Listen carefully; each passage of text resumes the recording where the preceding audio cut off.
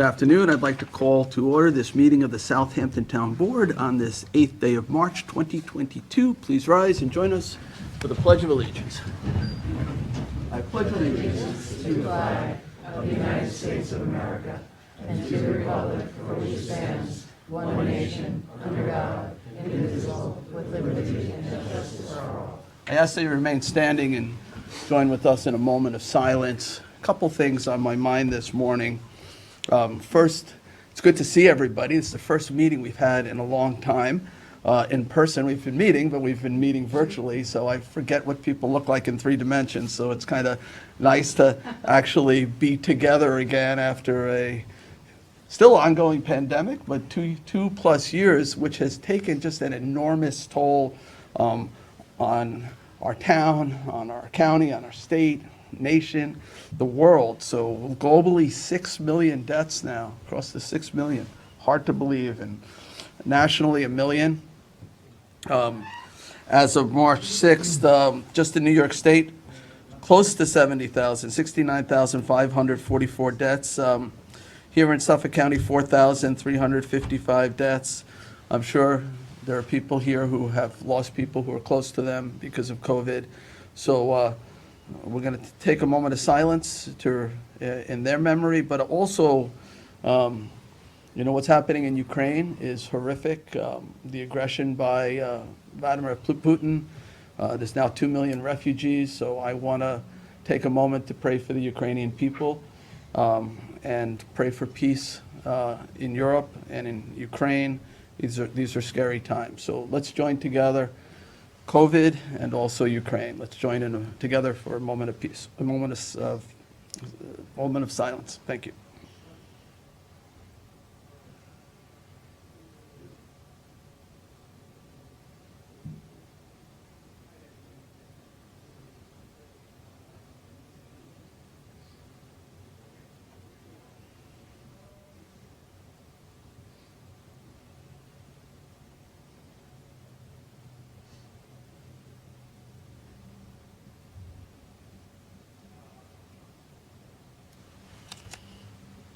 Thank you. Please be seated. Madam Clerk, would you please call the roll? Supervisor Schneiderman. Present. Councilwoman McNamara. Present. Councilman Martell. Here. Councilman Bouye. Here. Councilman Schiavone. Present.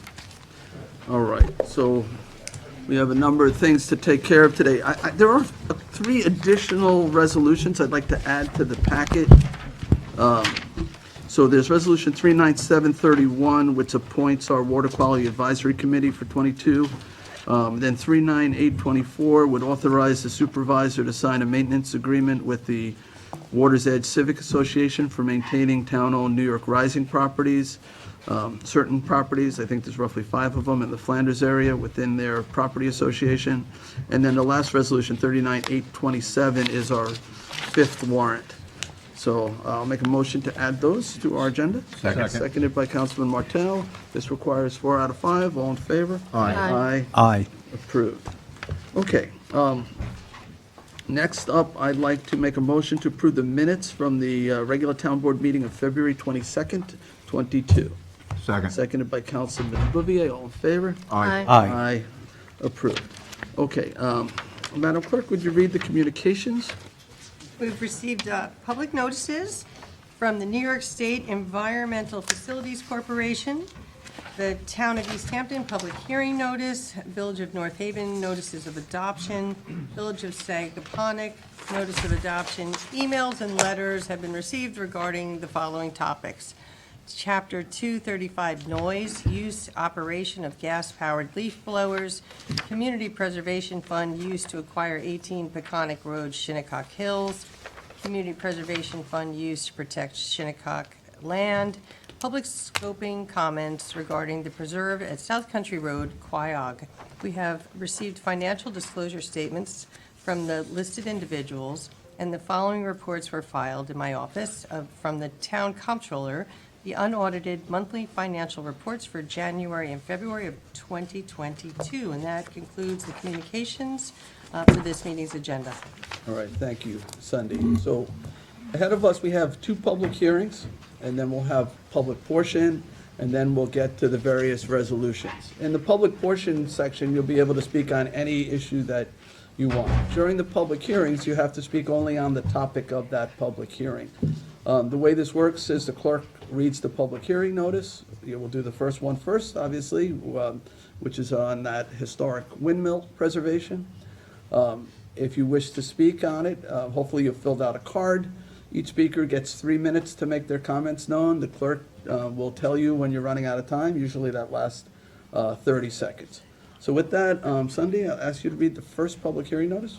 Certainly. Public hearing number 1, to consider historic landmark designation of the structure known as New York State Governor John Adam Dix Windmill, proposed to be relocated to 35 Main Street, West Hampton Beach, Suffolk County Tax Map number 905-11-1-1. Okay, and who is introducing this? Ed, are you going to introduce it? Ed Wozniacki is chair of our Landmarks Committee. Good afternoon, Supervisor and members of the Town Council. In January, the Landmarks Board received an application from the West Hampton Historical Society and in conjunction with the Village of West Hampton Beach for having designated a windmill that you see before you as a landmark.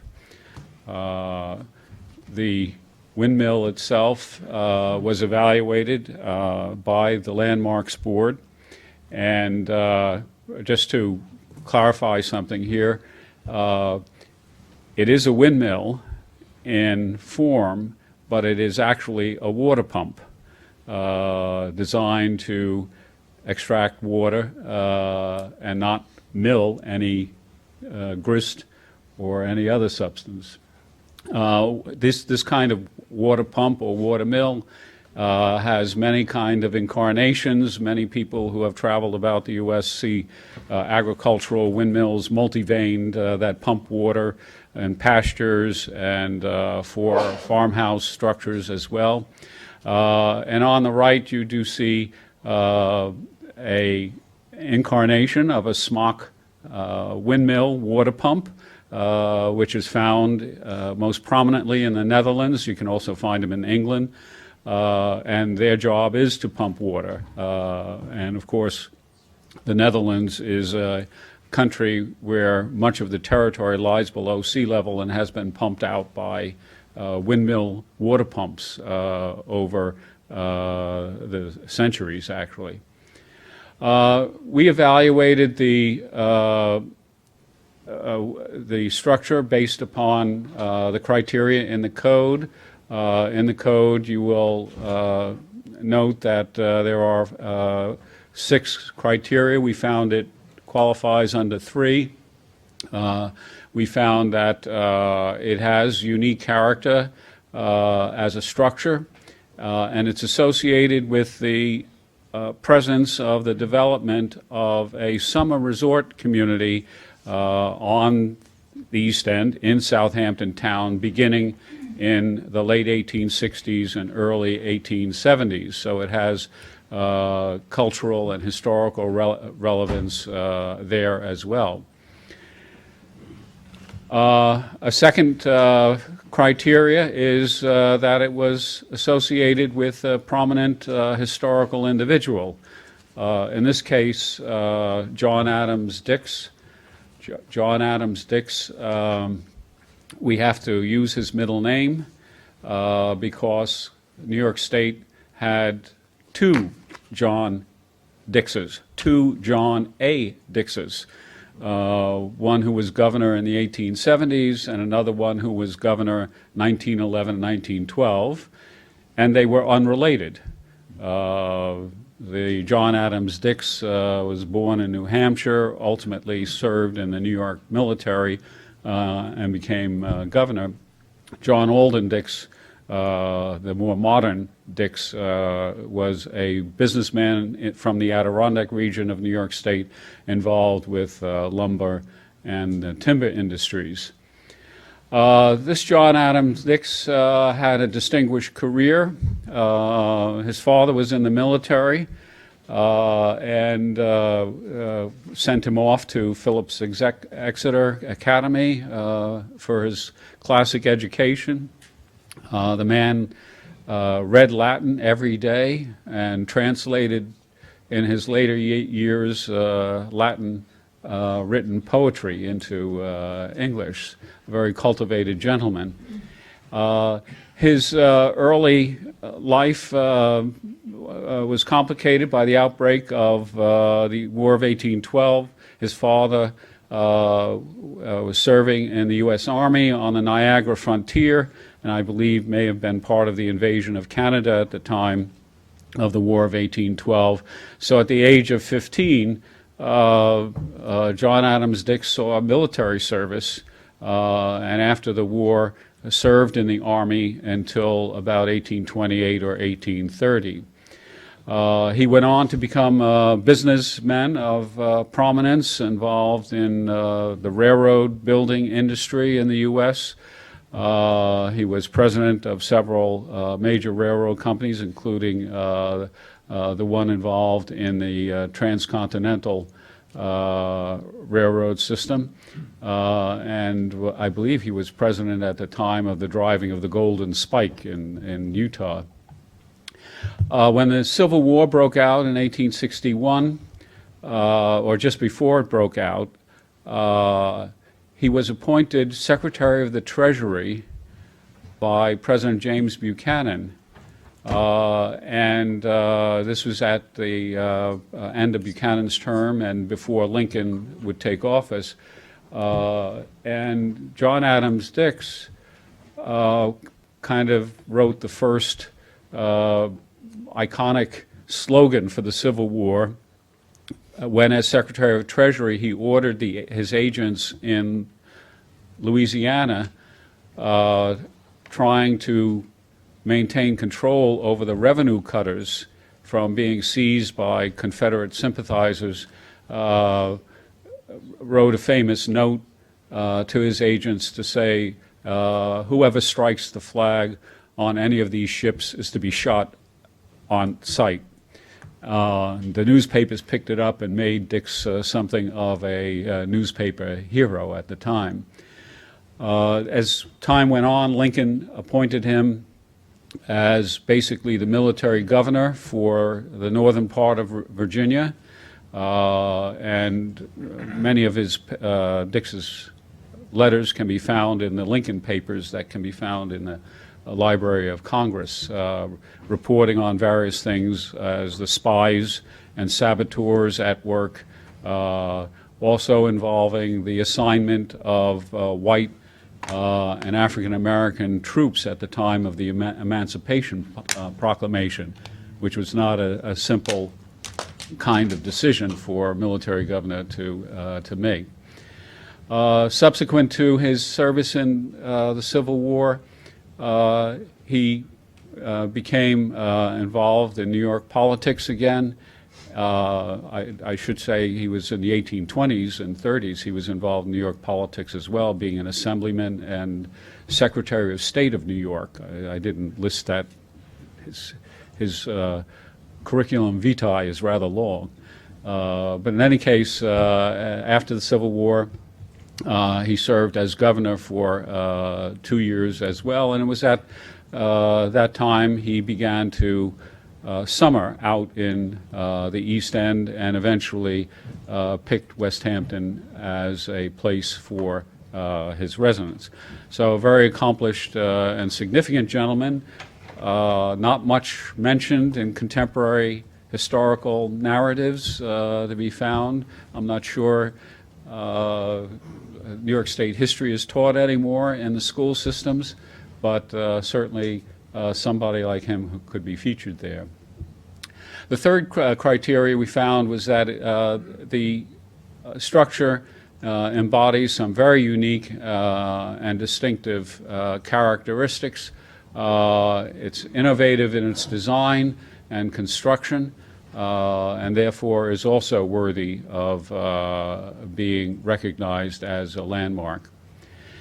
This is a picture of Dix's house. I shouldn't say a picture, it's a sketch of his house And in the rear, you can see the watermill, the wind pump, a watermill wind pump in the background. Actually, there are two of them there. West Hampton was known for these structures as well as a community.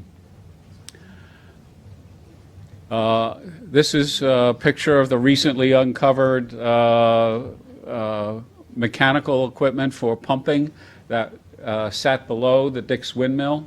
And it's currently being researched and explored by members of the West Hampton Historical Society who are working on this project. There's still much certainly to be discovered about it down the road.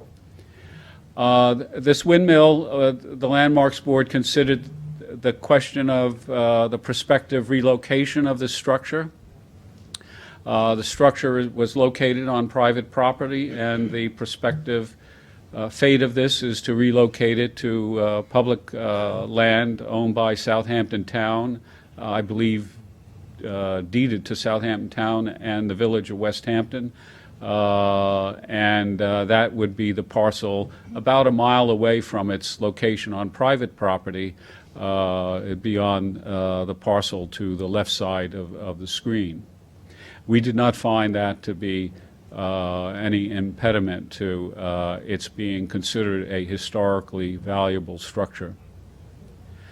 This is its current condition. The house that had sat on this private parcel has been demolished, and the owners have been abiding the time that perhaps the structure would be saved and relocated by action of the town of Southampton and the village of West Hampton Beach. And with that ends my presentation for this item. Thank you, Ed. That was Thank you. very interesting, very thorough. Before you sit, is, in that last picture, you have the windmill, there's also some structures attached to it. Is everything being moved, or just, I guess, the windmill itself, the body of the windmill? It's just the body of the windmill. So it'll be extricated, I don't know what the word is. It, removed. not only will it be extricated, it will be disassembled for relocation. We were talking just a few moments before we started here about the complications involving moving an object like that.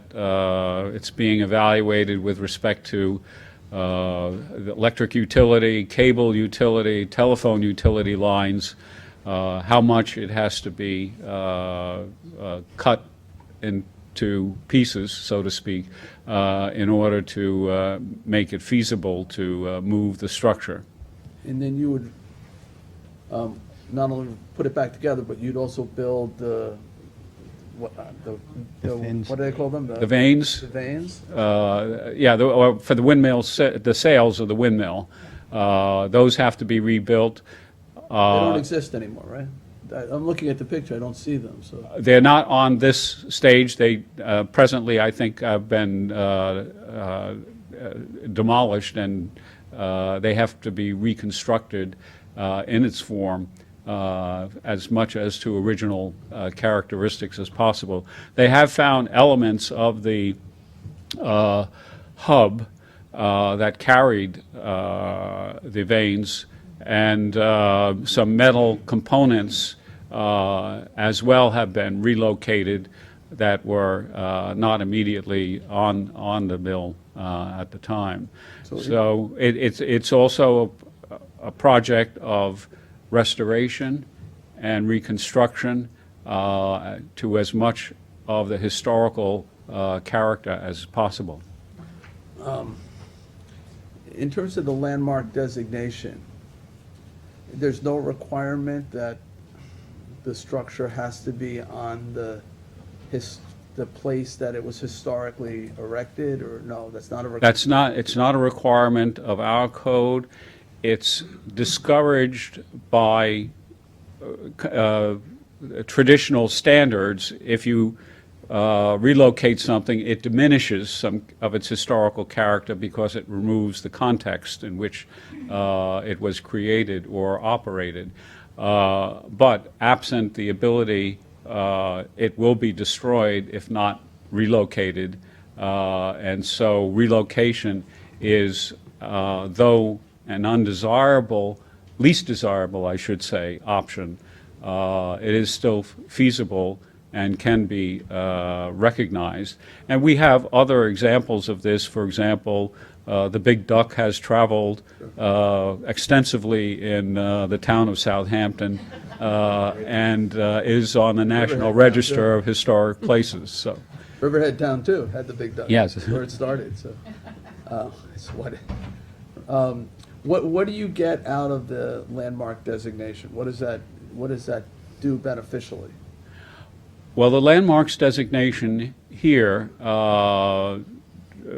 presumably will give public authority the right to proceed to, pay for relocation and elements of the restoration that would be allowable. One of the conditions, for example, for any financial arrangements with this project, if it was, for example, involving the CPF, it has to be and have a protected status.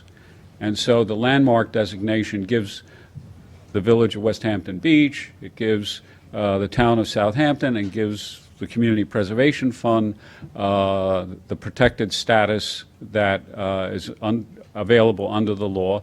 And there may be also grants that might then be available for helping in this restoration project. All right, I have no further questions. Any other board members have questions? Yeah, I have a couple. What year was the windmill built? That presently is not known to me. I have a suspicion. It obviously is after 1879, and I expect that the property had major renovations to its buildings in 1911. And I expect that that might be the window of time around which this was constructed. Interesting story. We have a long history here on the South Fork of moving windmills, so we would be continuing that tradition. Yes, I live in Bridgehampton, and the BB windmill has been, I think it's been moved 6 times in its life. So. And it is a town landmark, and a windmill, a real windmill of note. Thank you. Just That's all have right. a question, if you don't mind.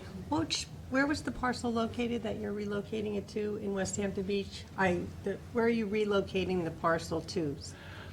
I think it's I at believe Beach Lane, but I couldn't see the the address, parcel. No? Third slide. Or to the Great Lawn 35. across from St. Mark's. yeah, the Great Main Street to Great Lawn in West Hampton Beach. And it's being moved from a parcel that's on Seafield No, yes. Lane in West Hampton, so. It's actually- It's not coming to your backyard, no. You'd probably take it. I'd like it. All right, any other questions?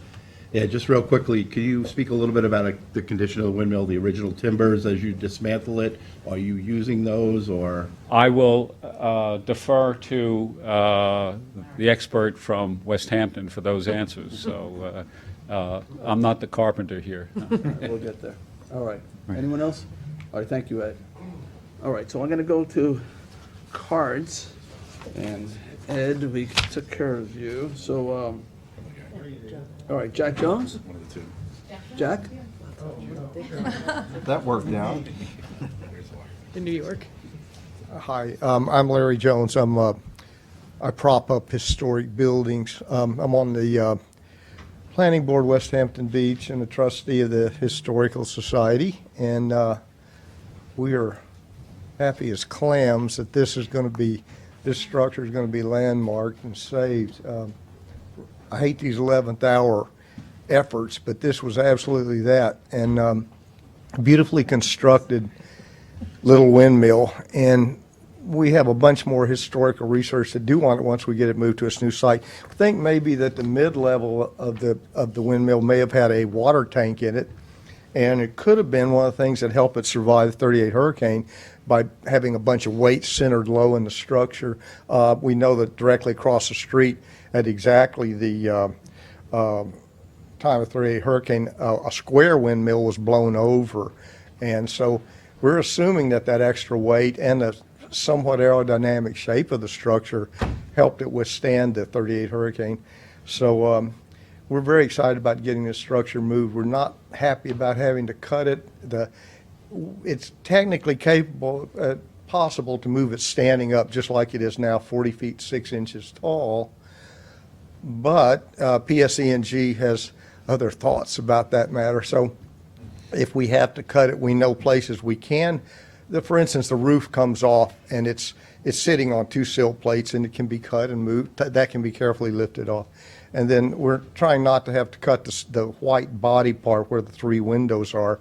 If we do have to, we will, and we'll put it back just like it was. The windmill looks like, until I started pulling shingles off of it, it looked like it's never had a roof or wall leak at all. There's no water staining. We hope that when we have to replace the shingles, they're just barely adhered now, but we hope that when we do that, we'll find the high water mark from the 38 hurricane, which should be about 10 feet up inside. On the sheathing, we should be able to see where the high water was, because we knew it came up that high in this location. Other than that, though, the structure's in extraordinarily good condition, all of it, and even the roof shingles are really shot now, but they've done a very good job over the years protecting this structure. We had the good fortune of finding a man that, Dan, that's worked now, he must be one of the last ones, he's worked on 6 windmills, restoring them, and his specific expertise is the wind shaft, the thing that holds the sails of the blades, and the mechanism that connects down to a water pump. And we've had also the good fortune of hooking up with 2 of the nation's only windmill companies surviving now, one in Ohio, one in San Angelo, Texas. And they're very excited about working with us on the pump, the mechanical pump. And Dan's going to make the shaft and the blades and the canvas sails. So we plan to put this back in working order, have a museum down the first level that explains as much as we can about all the windmills out here and developing a greater appreciation for them. And he can put back the blades. And this windmill, one of the things unusual about it is most all these windmills, all of them that I know of, for whatever reason, and I don't know the reason, the blades turned counterclockwise. This windmill's blades turn clockwise.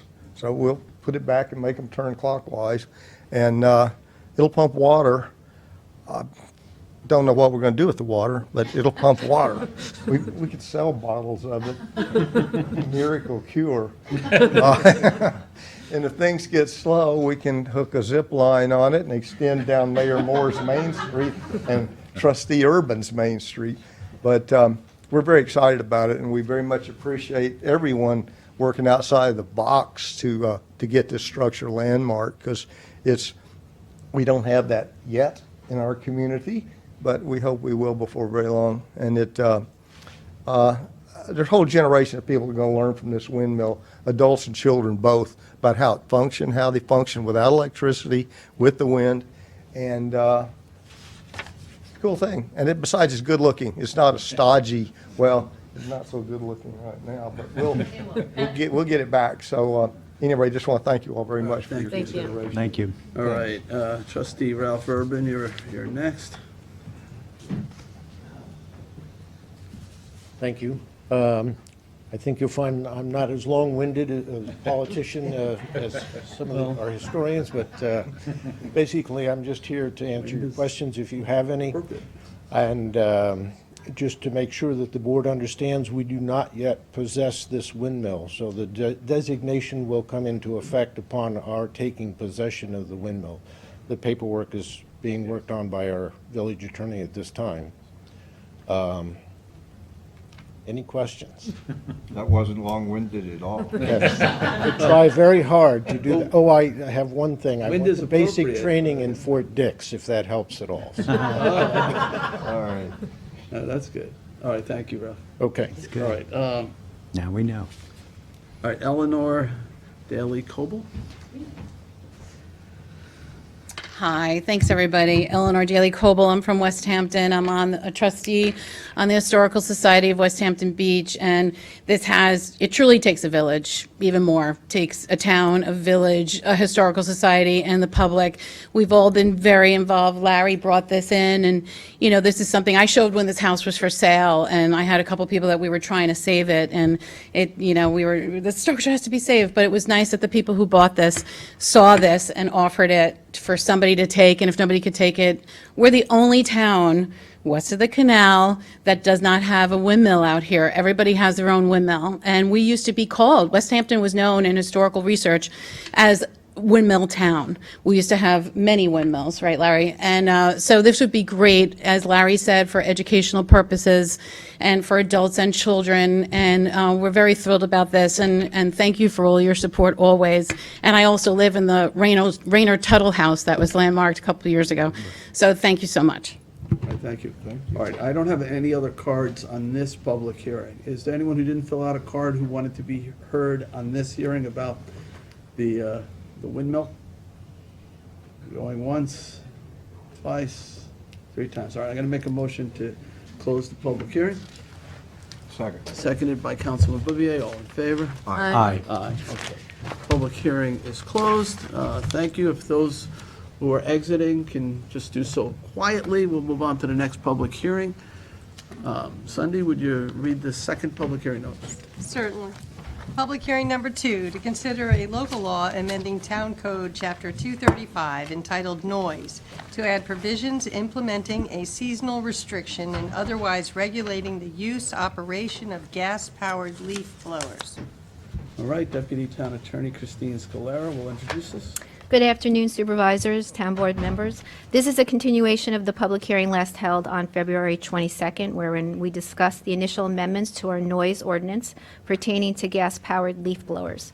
In that context, we discussed the following proposed amendments: restricting their use from May 20th through and including September 21st, from September 22nd through May 19th, restricting the hours of operation, Monday through Friday, 8 to 6, Saturdays, 8 to 5, and no use on Sundays and federal holidays. We also proposed restrictions concerning walk-behind gas-powered leaf blowers. During the course of the hearing, members of the public, as well as members of this board, expressed reservations over the penalty section relative to a person found to be in violation of this section, who would have, as initially proposed, been subject to criminal penalty and potential imprisonment. In response thereto, further amendments were made, amending the penalties in connection with the unlawful operation of gas-powered leaf blowers such that it has become decriminalized. That is to say, it is now proposed that a person and/or entity found to be in violation of this section shall be subject to civil penalties. Additionally, outside the local law itself, but as part of the format, Section 8 had an effective date. It had initially been changed to reflect the operative date of May 22nd, 2022, but was followed by an additional memo pushing the operative date for this proposal to September 20th, 2022. I would just call the board's attention to a Scrivener's error in the penalties amendment, wherein the number 2 should have been inserted, wherein it references 235B. In other words, it should say 235-2B. This Scrivener's error will be corrected and distributed immediately following this meeting, in addition to any other comments needing to be addressed reflective of today. So if anybody has any questions, I'm happy to answer them. Any questions? Yeah, would you reread the last part about the Scrivener's error? Just Sure. So the penalties provision in the memo that I had sent you, it Okay. references 235B. It should have been a 2 in there, so it takes out gas-powered leaf blowers provision. The penalty for that will be civil penalties. It's non-criminalized. Thank you. You're welcome. I just had a question. Yeah. On the tickets, it's still an appearance ticket, so the person getting the ticket still has to go to court, go before the judge, and get their fine set? Correct. And the ticket will be issued to the operator of the blower? I think the way that we discussed it, whoever is the operator will get the ticket. However, the policy will be, if there's a company, we will do a substitution in court, because the preference will be to have it against the entity, not the individual. So then it would come down to a court issue on whether or not it was their choice to use it. If the proper equipment was on the trailer and they used it because they wanted to finish a job. I think the way that we talked about it, and Councilman Bouvier, tell me if I'm wrong, but when we discussed it with code enforcement, it was going to be our policy to prefer to have the company as opposed to the individual. So even before, like, when you're standing before the judge, you do a substitution of the violation, and that means the person would be dismissed, and in substitution, therefore, we would put the entity in that would fully satisfy the town's quest for enforcement. Okay. Any other questions for Christine? Okay, thank you. All right, we have quite a number of cards here. So just, again, the ground rules. Everybody gets 3 minutes. Make your comments known. We'll let you know when you're down to the last 30 seconds. If somebody has already said everything you're saying, you could just say, I agree with what so-and-so said. You don't have to say every word. You're welcome to. Just to make sure that we get to everybody, it's appreciated if you don't have to restate everything. All right. What I'm going to do is I'm going to state the speaker. I'm going to take these in the order I received them, and I'm also going to say who is next. So because there's a lot of people here, that'll give you an opportunity to sort of make your way over and queue up behind the speaker. So the first speaker I have is Stephen Pfeiffer, and Sheila Pfeiffer will follow Stephen. Might even be related.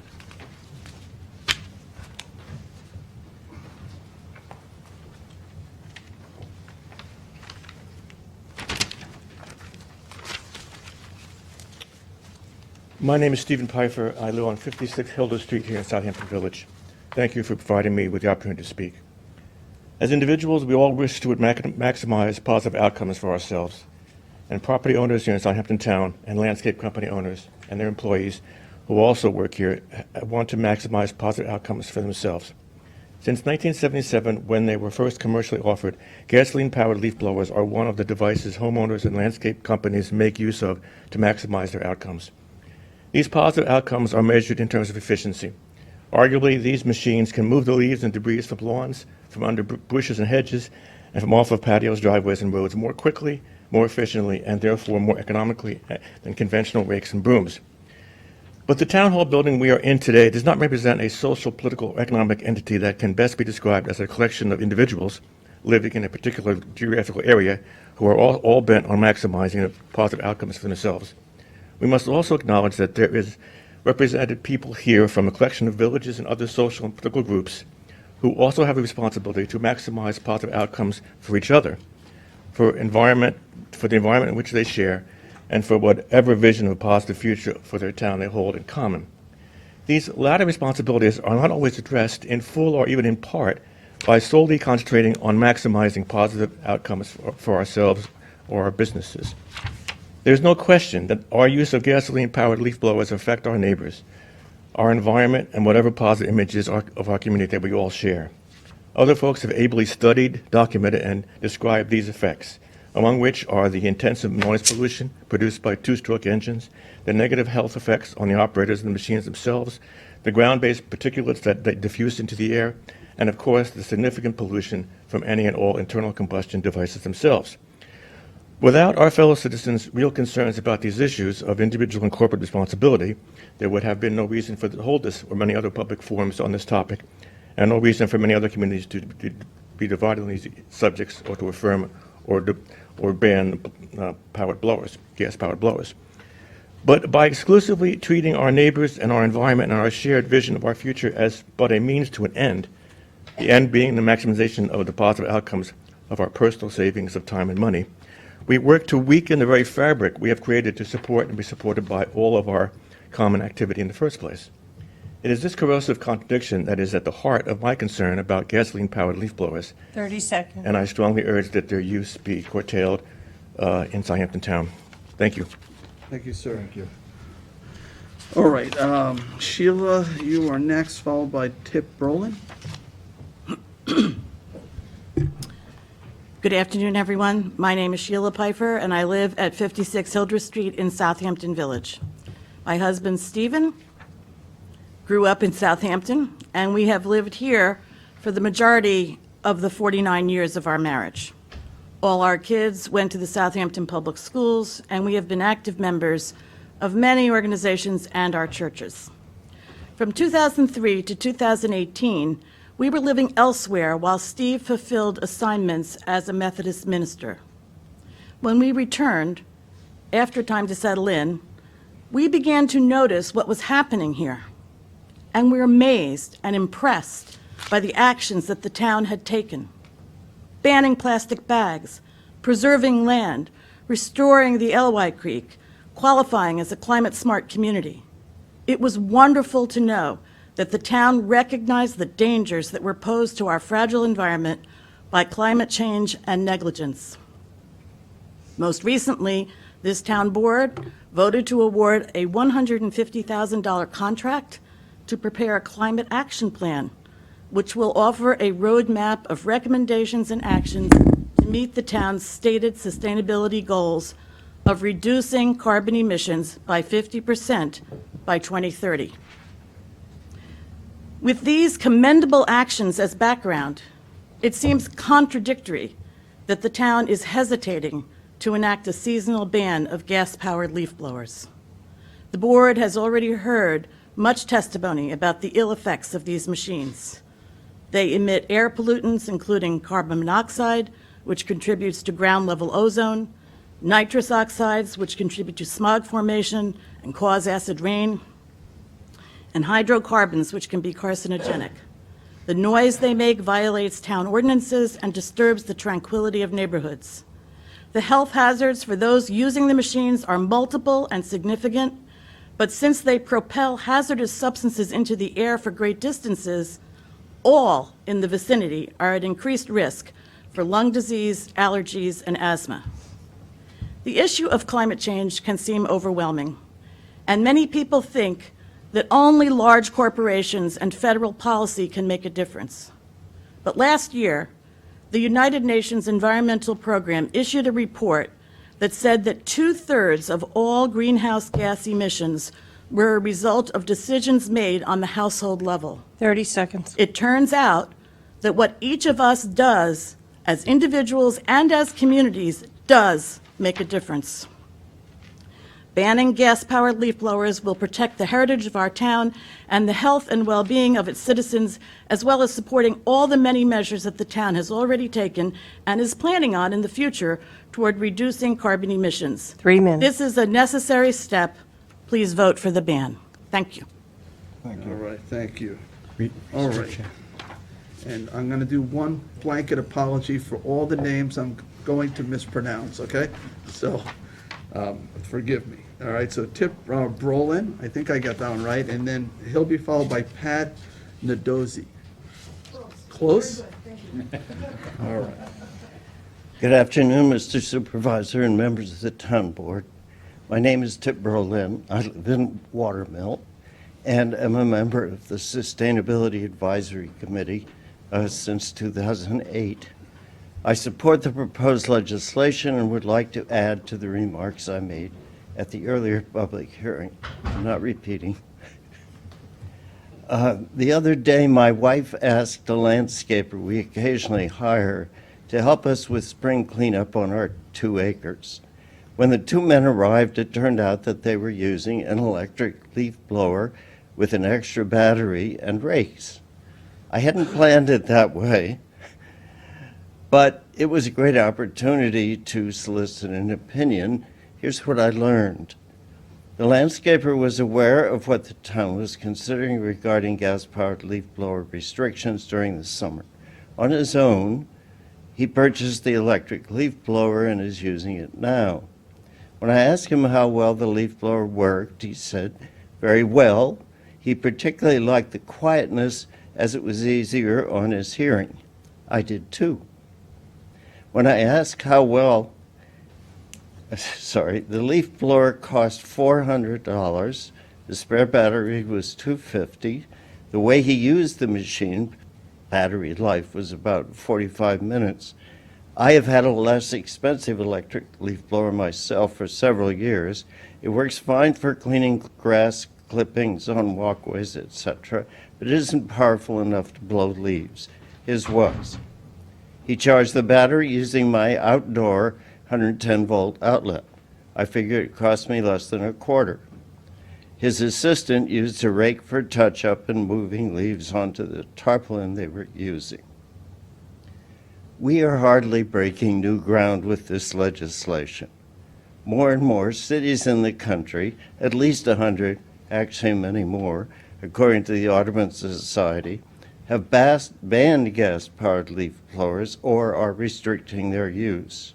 In October, California became the first state to ban the sale of gas-powered leaf blowers, as well as other gas-powered landscaping equipment, starting in 2024. It's time for our town to join Southampton Village, East Hampton, and many others in restricting the use of these noisy, polluting machines to the non-summer months, as the proposed legislation will do. Thank you. All right, thank you, Chip. All right, so we've got Pat, followed by Dieter von Leisten. I talked to you, right? Yes, talk to us. You're the important guys. I am Pat Notashi. I've lived in the town of Southampton for over 50 years.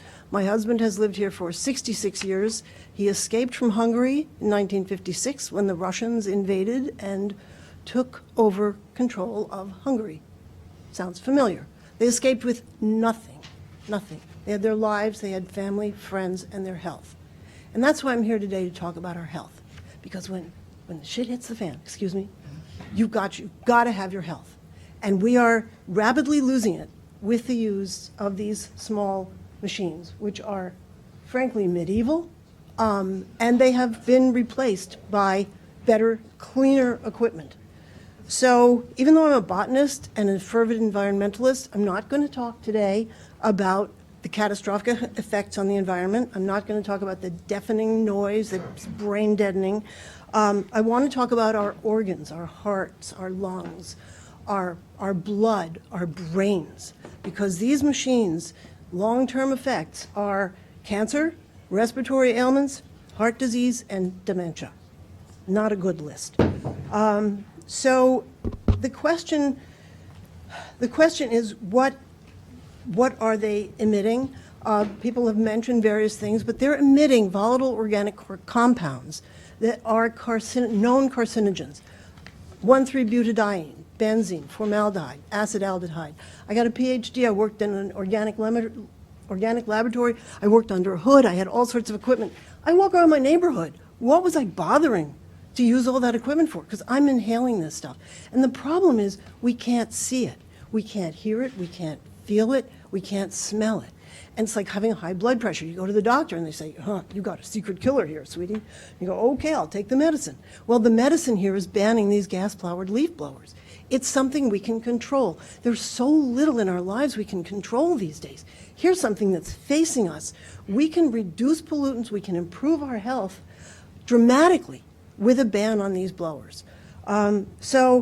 You know, the other statistic I love, the statistics just scream out, but if you take a gas-powered leaf blower, run it for 30 minutes, it produces hydrocarbons equal to a Ford Raptor, and I frankly have never seen a Ford Raptor, but I can picture it, going almost 3,000 miles.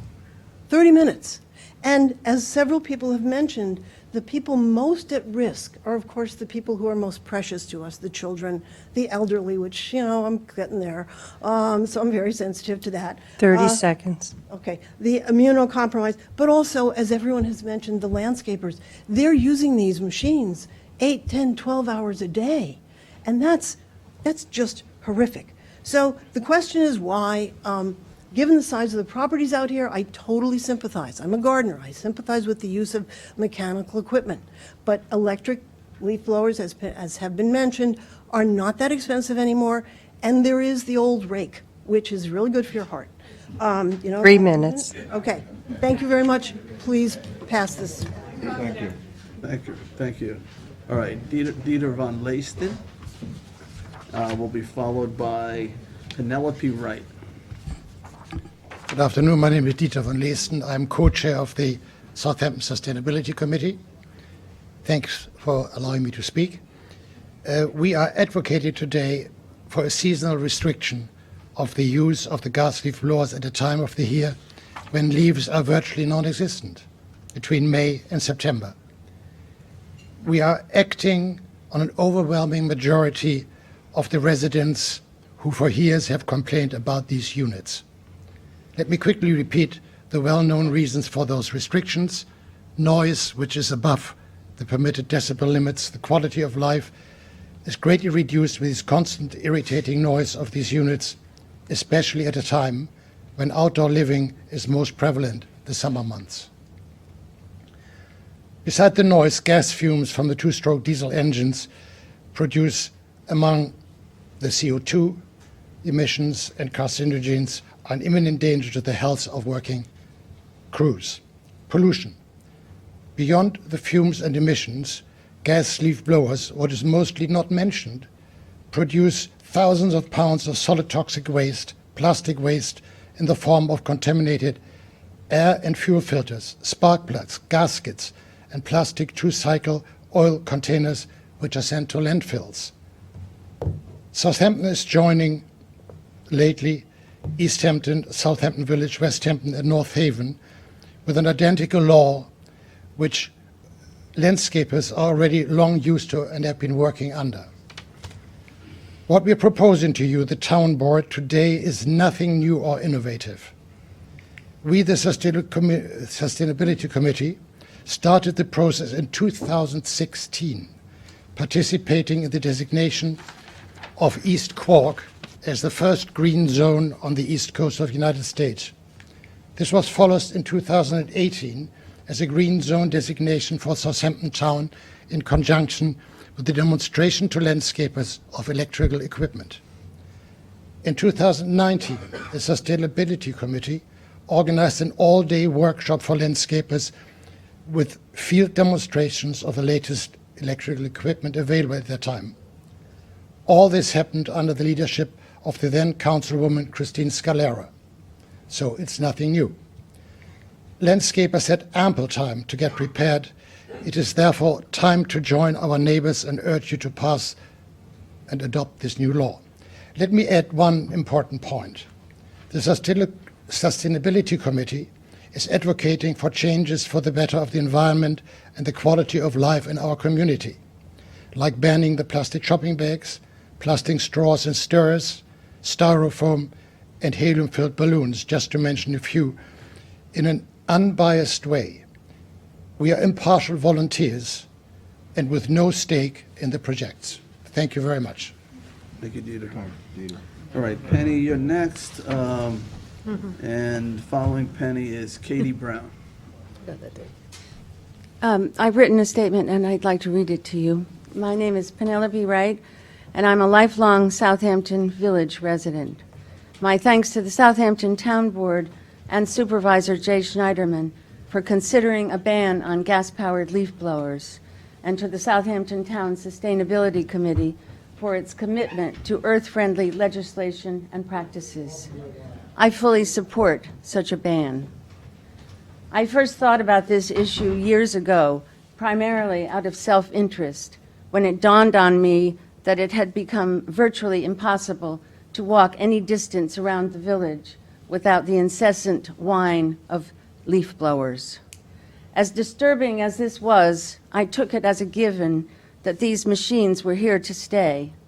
Over time, though, I have learned just how toxic they are, so inefficient and polluting that they are being phased out worldwide, how harmful they are for the mostly unprotected workers carrying them, who are exposed not only to the pollutants, but to the low-frequency sounds they emit. Noise that penetrates surfaces, carries exponentially farther than sound produced by electric blowers, and, whether landscape workers know it yet or not, causes serious and permanent hearing loss for their operators. At the February meeting, with the exception of 2 speakers worried about the possibility of yard workers being fined or jailed if such a law were enacted, I didn't hear a single person lobbying against a ban who seemed to have no financial interest in the outcome.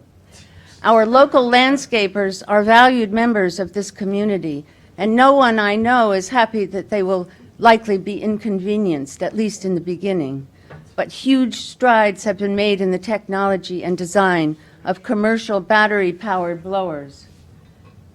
And they are now in use in many municipalities where gas blowers are banned. Landscapers who have made the switch claim to have more than made up for their initial investment by eliminating the time procuring and paying for gas and making repairs. Though resistant at first, many are glad that they made the switch. Gas-powered leaf blowers have not always been in use, and now that we know how harmful they are, particularly in terms of carbon emissions, 30 seconds. in a planet that is currently losing its struggle to contain carbon, it falls to municipal board members such as yourselves to make the sometimes hard decisions that in the end are the right ones. Please pass this ban. All right, thank you, Penelope. All right, Katie Brown is next, followed by Stephen Gifford.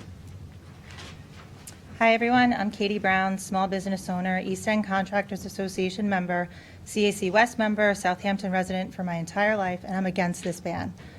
First, I'd like to point out that there have already been changes made to this proposed law showing that not only is it not ready to be enacted, but also that it should be thrown out, studied more, and the process should just start all over again.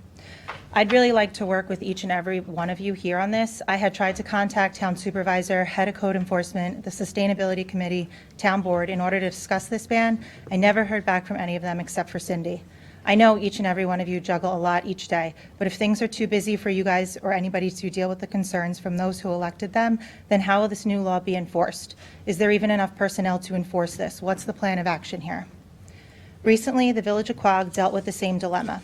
Mayor Santorius set up a demonstration with people from both sides on this issue so he could see firsthand for himself the difference in blowers. They compared performance of electric blowers, and gas blowers less than 65 decibels. They concluded that the electric blowers were just not practical and just as loud or some even louder than the quieter gas blowers. He felt the quieter gas blowers were a good compromise. Even though I'm against the ban and I disagree that we should be limited to certain equipment that makes our job more difficult, I do respect that they looked into this and addressed concerns from everyone. He also determined that the village did not have jurisdiction over the emissions of the blowers. That was up to the EPA. And even if he did, he would have to address the emissions of everything in the village across the board, not just the leaf blowers. I feel confident that if you saw the tools side by side in action, you would understand that the ban of the gas blowers is just not feasible. This is an essential piece of equipment for an essential business that doesn't have a capable electric counterpart yet to replace it. In this proposed law, we are comparing our town to East Hampton Town and Southampton Village, but what about the regular working people of Southampton Town, especially west of the canal? They're being forced to move away because they can't afford to live here due to raising expenses, taxes already. These people are super important to our economy here. They're workers, the backbone of our community. Without them, there'll be no service industry. They cannot be forced out by creating even more restrictions on their working hours and money that they can earn. This law, in addition to a seasonal gas blower ban, imposes time restrictions, limiting people's working hours, taking food off their table. With the current workforce shortage, the job simply cannot be completed in the allotted amount of time. I reached out to several members of the community via word of mouth, social media, etc. Community members have already said that they have the freedom to use the blower that they already own in the privacy of their own yard. They could care less about the new law. They don't plan to follow it. I'd like to see all of us working together with more dialogue back and forth about this to come to a reasonable compromise. Thank you. Thank you. I will, maybe, if I need to. All right, so Stephen. Giuffre. Oh, sorry? Giuffre. Giuffre. Yep. Stephen Giuffre. And then you'll be followed by Ian McCauley. All right, go ahead. Okay. Hi, I'm Steve Giuffre, small business owner, volunteer firefighter, part of the East End Contractors Association, CAC West member, and a Southampton Town resident. I'm against this ban for numerous reasons. I'd like to point out that there is a reason that the EPA is in charge of the emissions, health concerns, noise, etc., not the smaller municipalities. The EPA creates criteria the manufacturers have to abide by. Those regulations force manufacturers to only make products good enough for the end user to follow their strict guidelines. This puts the burden on the manufacturers, not the end user. not the homeowner, not the small business owner, and they'll actually be a product that someone can use. I just have this photo. I don't know if you guys can see it. This is where our electric comes from right now. Most likely, this is the Northport. There's other ones, but this is the biggest one. This is most likely where our electric is made. These exhaust pipes are much bigger than the exhaust pipes on my blower.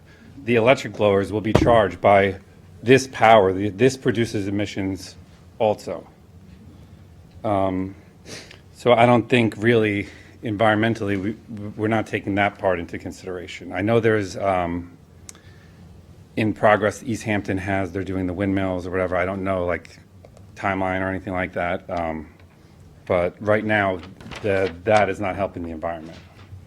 I noticed when I came in, I saw one electric car in the parking lot. Maybe there was other ones. I saw a few hybrids, but you know, we all produce carbon. I mean, this is not something new. I guess we sell equipment, not only landscaper, and we spoke to our distributor, and they right now are trying to sell us blowers that they know don't really work, and they said just get your customers to buy them, put them on the trailer.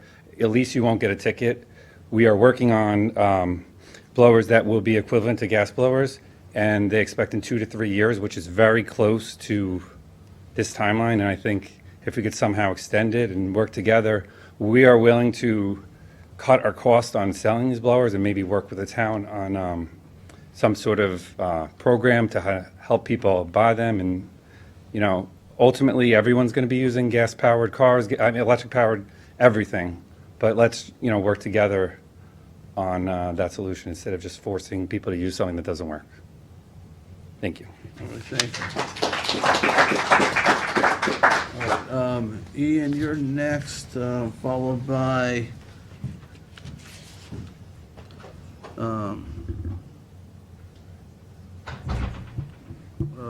is it Savon or Cyan or Ruggles? If you know who I'm saying. Am I saying it completely wrong, right? Maybe it's a Z. Suzanne? Suzanne. Oh, Suzanne. That's a you. Okay. Perfect. Suzanne. All right. Thank you. Go ahead. My name's Ian from Bayfield Landscaping. I owned 2 of the backpack blowers, the electric ones, spent $6,000 on them, bought them 2 years ago for Southampton Village, went to use them last week to start them up and get them ready. They're not holding any charge. Now I got lithium batteries that I can't recycle anywhere. You know, just the price of the maintenance that I used with the electric blowers, I raised everybody's price. And now it enacted in Quogue, and if it enacts in, I work for regular people in Southampton Township, as opposed to, you know, some of the better villages, their prices are gonna go up with this ban.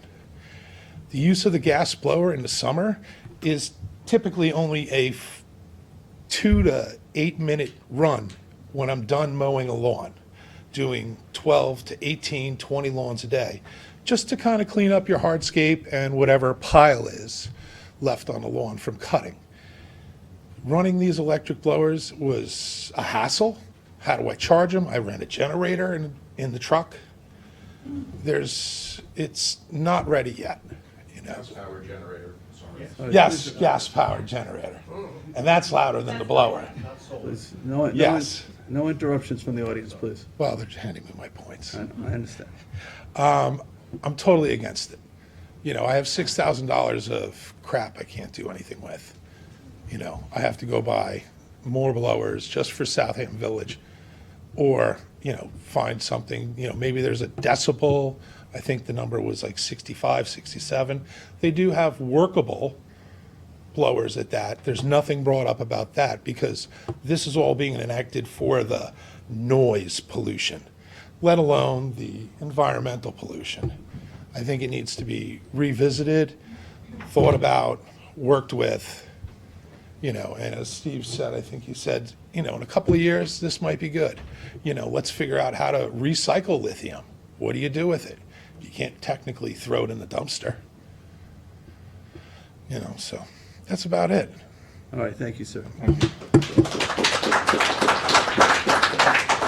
All right, Suzanne, you're next. And, uh-oh, another one I can't read.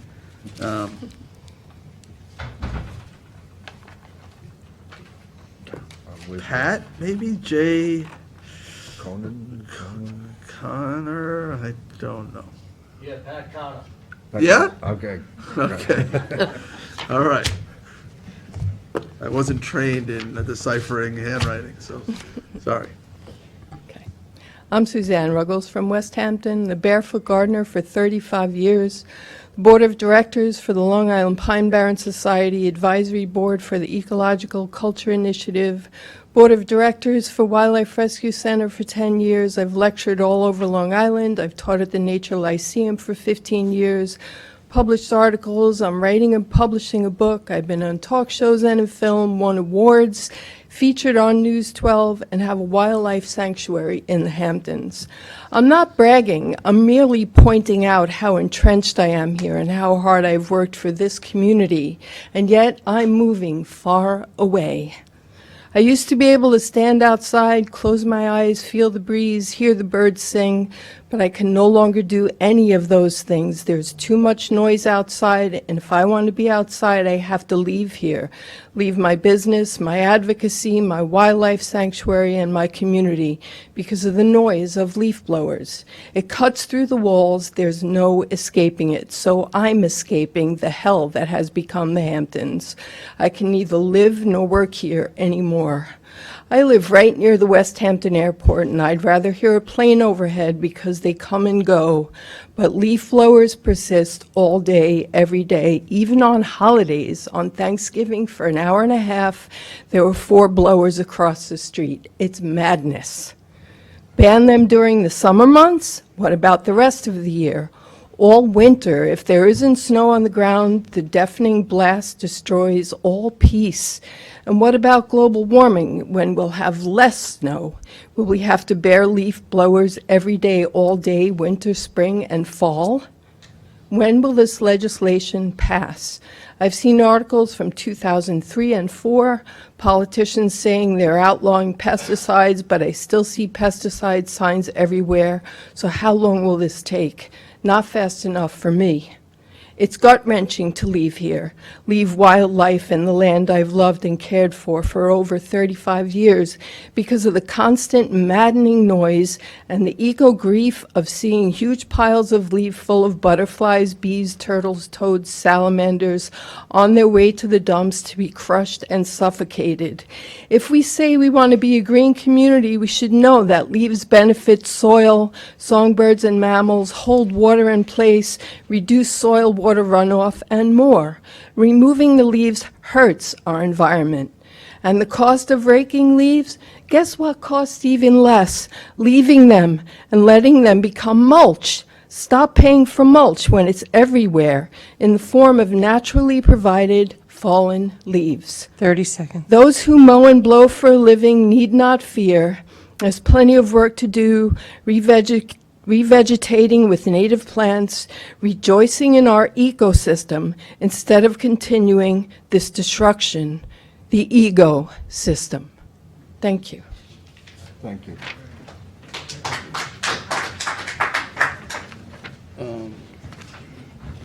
All right, so, Patrick Connor. thank you, Patrick. Followed by Michelle Saccone. She had to leave. Okay, then followed by Mackie Finnerty. Sir? How you doing? All right. Yeah, I've been doing this about 30 years. It's my livelihood. I'm the boss and the horse of the business, and I appreciate everybody that they said they're pretty educated. I like that first guy. He gave a great history lesson, you know. Yeah, I'm a lawnologist. You know, I don't have degrees after my name, but this is what pays my bills, you know. And what I've learned about these gas blowers, these power battery operated, is under heat they explode, and they charge about 45 minutes. you're running again, I don't want to be repetitive about what other people have said, but this is how I make a living, and I'm courteous to the homeowner, and I'm courteous to, if someone comes over to me and says, could you not use that right now? Yeah, all right. But this is how I make my living, and that's why I'm very opposed to it, is that you're telling, I don't know who started this thing, but we have enough restraints and enough restrictions on us, This is a great country I live in. There are other things that, it's a give and take. If this goes, it goes. But if you want to take that away from us, give us something, Like last year, I think it was $90 for this town thing, to dump the leaves. And then you don't start till April. I know it's because the town doesn't, whoever takes the leaves doesn't take that much. But you're always adding on a price, or adding on stuff. The applications that we have to constantly get, to get passed by, and by the time our pie is cut as a landscaper, we hardly get anything, And maybe you guys should start thinking about going after the bandit landscapers that are out there. I'm licensed, I'm insured, I got workman's comp, I got general liability, I got to pay all that. By the time it's done, very little for me, And also about the town, when you throw salt down and sand, who do you think's blowing it? I don't see the town doing it, and we're out there helping you guys doing this, The time frame that I have to spend, hey, my clients that come out here, they want their yard beautiful. They want it gorgeous. And if I don't provide that job,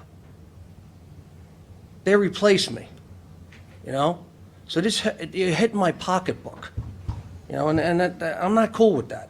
Don't mess with my pocketbook. It's not good. 30 seconds. Maybe give us something back. If you want to take it away, give it. I'm not joking.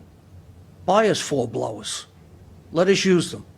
I don't want acid spilled on me. I don't want them to blow up in from heat, And really think about going after those other landscapers that aren't licensed and taking care of everything, So that's pretty much all my nice notes I have, and just work with us. Revisit it, find a happy medium, But don't, and then if you arrest us, I heard it in the beginning, getting arrested, getting incarcerated? Are you kidding me? Democrats. I'm gonna go, I wonder who the Democrats are on this panel, because that's why our gas and the fracking. Think about that. Gas, if we had 211, we'd be better, And I wonder, I'd like to take anybody out here, I wonder what you did for a living, I didn't have the luxury of going to college or whatever. I'm a working stiff, come and work for me. I'm still the boss and the horse, I'm not angry. I just want it to be fair. I pay my taxes. I work hard. I have a daughter. I want a good life for her. And don't take things away from me like this. All right, thank you so much. All right, Michelle is next. Oh, no, Michelle's not here. Mackie, you are next. And then Doug Action Jackson will follow. Good afternoon. I'm Mackie Finnerty, Southampton Village.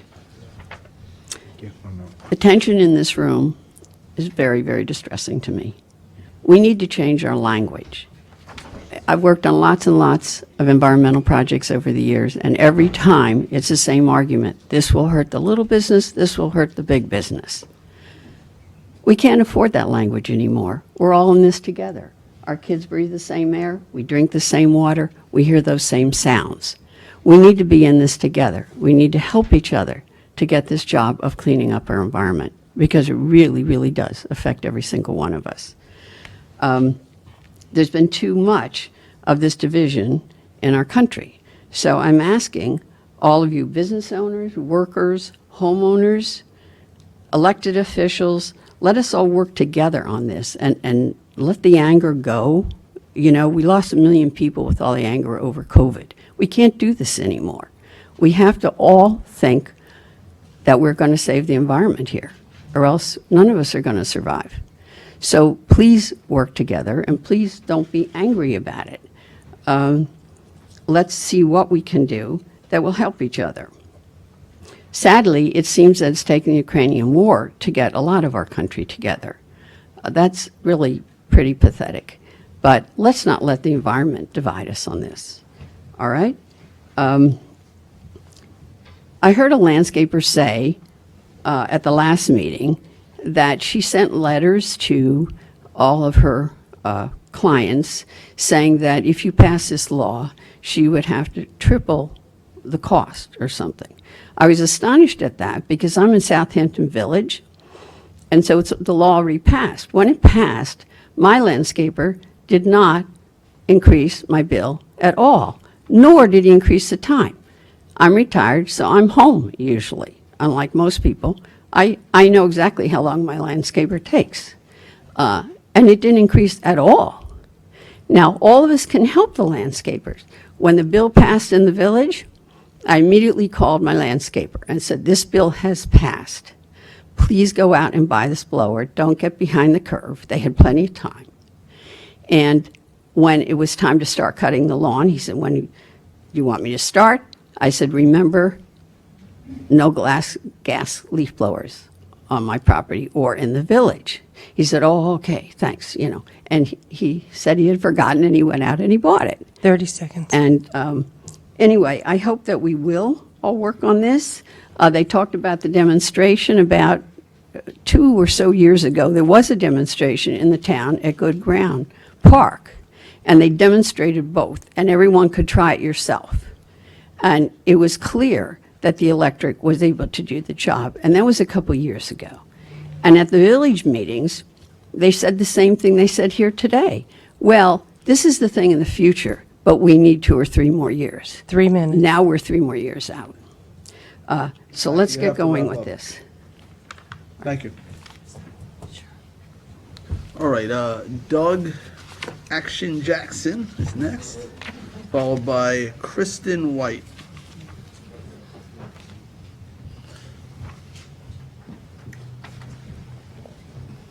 How you doing? I'm Douglas Jackson, Action Jackson Tree Service. I live in East Quogue, and I am known for a perfect cleanup. Since last week, or 2 weeks ago that we had this last meeting, I said I was in favor of this, but not at this time. I want the time to go till the blowers, like everyone's saying, are powerful, they charge quickly, they make no noise, the technology is not there yet. So I put a petition out, and I sent it to a bunch of people, and I got 503 responses from people that are my clients, their friends, my clients, their friends, and other landscapers and people in the industry, and other people. And I want to read you a few of the things that they said. Some of them I have to delete, though, because they were not happy. Okay, let's see what we got. Adriano G. This doesn't make any sense. Can't use our blowers. What about our lawn mowers, weed whackers, and trucks? I guess these are other equipment, don't do any noise. By the way, $1,500. I got to click read more. $1,500. There it is. $1,500 for a battery pack blower that works only for 20 minutes doesn't make any sense to me either. Maybe they should also ban the Ferraris, Lamborghinis, and all the other fancy toys so people can only use it Monday to Friday from 8 to 4, and of course, no way on the weekends. That would be something, wouldn't it be? I didn't write that. Somebody sent it to me. Next guy, Lynn D. I do not agree to banning gas blowers in the town. This legislation is ridiculous, almost laughable. With all the other quality of life issues constantly looming, seriously? How about banning everything? And that wouldn't be enough to satisfy these malcontents who wouldn't be happy in heaven. Gabriel F., I am outraged. Danner City, I have a house in East Quogue and I am using my blower. Leslie M., if people can't use their current gas blowers, they will become non-biodegradable waste/garbage. Garbage is a huge problem in this world. This makes no sense. Kim S., this is ridiculous. The town should be worried about real issues. Iliano Simone, enough is enough. Stop taking away our rights. Stop telling us what we can or cannot do. Enough already. Mara S., I just bought a leaf blower. We need an easy way to clean the leaves. Why create more manual labor for the homeowner? 30 seconds. Ronnie something, no. Okay, everybody here who works in the industry, raise your hand. If the blowers were powerful and worked correctly and were less noisy, would you buy them? They did the job? Absolutely. So we're not against it, we're for it, we just want it to work. Thank you. All right. So Kristen White, you are next, followed by John Sheehan. Good afternoon. My name is Kristen White. I live in Southampton on North Main Street. I am not a landscaper. I am not married to a landscaper. I am not the child of a landscaper and do not have a landscaper in my immediate family. So as long as everybody's clear on that. I am, because it's toted around here, I not only have been here for 30 years or 40 years or 50 years or 60 years, I am the 12th generation of a family that has resided on the same property since, unfortunately, we probably stole it from the Indians. So my family has gone back a long time. We have fought for our right to stay here. My husband is a town employee. We live here by living paycheck to paycheck because living in Southampton is so important to me, my family, and our history. After I graduated from Southampton High School, all of my best friends moved away because they could not afford to live here. The people who could afford to live here either became teachers, police officers, or landscapers. That's how people afford to live in Southampton, is catering to the wealthy people who come out here for their second homes, their summer homes, or their I've been here for 30-year homes. I work for the Southampton Fire District. A few years ago, we upped the false alarm fees in the town of Southampton. Did the amount of false alarms go down? No. Do you know what happened? We make more money because the people who set off the false alarms, they just pay the ticket. It doesn't change them. It doesn't change their construction ways. It doesn't change how they safeguard their properties. They pay the ticket and they move on. So who will this affect? The small landscapers, the people who struggle to make money in the summer so that they can afford to live here year-round. They're not going off to their their winter houses in Florida or wherever else people go in the wintertime. You're going to affect small businesses, the people who volunteer to be your firemen, the people who volunteer to be your EMTs. That's who you are pushing out of this community. Back to the town and my husband being an employee. Is the town Parks and Recs Department and the town Highway Department going to abide by these rules? Are you telling me that my husband is probably not going to get another raise because now you're going to invest all of that extra money in buying new equipment for your Parks and Recs people and for your highway people? Talking about pollutants. Yes, I don't like gas leaf blowers. They make a lot of noise. I don't have a landscaper on my yard. I do my own landscaping. I use a gas powered leaf blower to do that. And yes, it does cause some pollution, but so do lithium batteries. So really what we're doing is saying, not in my backyard, let's go to a second or third world country and pollute in their backyard. Since I only have 30 seconds, my final note is going to be this. I have a 100-year-old grandpa. Grandpa Muller, most of you know him unless you don't live here year-round. Grandpa Muller lives here. He's 100 years old. He lives on his own. He takes care of his own yard. Is my 100-year-old grandpa going to get a $1,000 fine or thrown in jail because he uses a gas-powered leaf blower? Because the only joy in life he gets and what keeps him going is maintaining his beautiful lawn. Please take more time, do more research. I believe this was unethically come to. There's been a lot of questions about the surveys, the committee that has brought this to you. I think that you see today that you need more time to come up with a feasible way to get a solution to the problem of leaf blowers in our community. Thank you. All right, John Sheehan, followed by Julie Burmeister. Good afternoon. I'd like to thank the board for taking the time to hear my concerns and the rest of the community in this building here. We are all landscapers. The majority of people speaking here, what I believe, are small to medium-sized businesses. And this ban, if it is passed, will affect us adversely. I'm obviously not in favor of the ban. I am not in favor of the ban on the gas leaf blowers. Without going into too many technical details on the pros and cons, I believe the technology to make this a feasible option for landscapers is just simply not there yet. Perhaps in 2 and 3 years' time, it might be, but presently, I believe it is not. The number of batteries required to make it through a long workday are significant. The short battery life and the run times and the expensive equipment make it a costly option.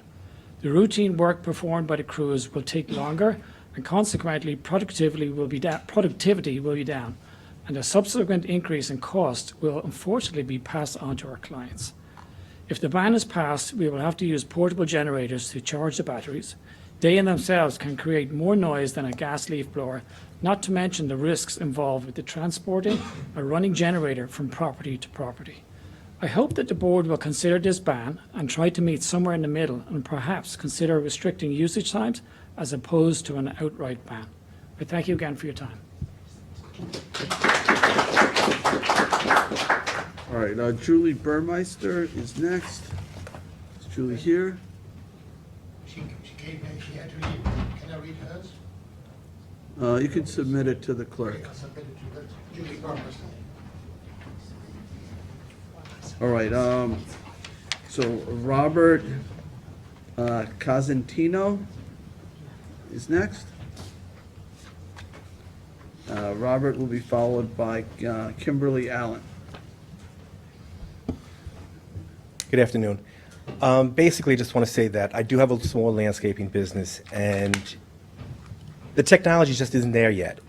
This would be a burden, as was said by others prior, for small landscapers to get the job done efficiently. Where I keep my equipment, I don't even have electricity, so I'd have to use a generator.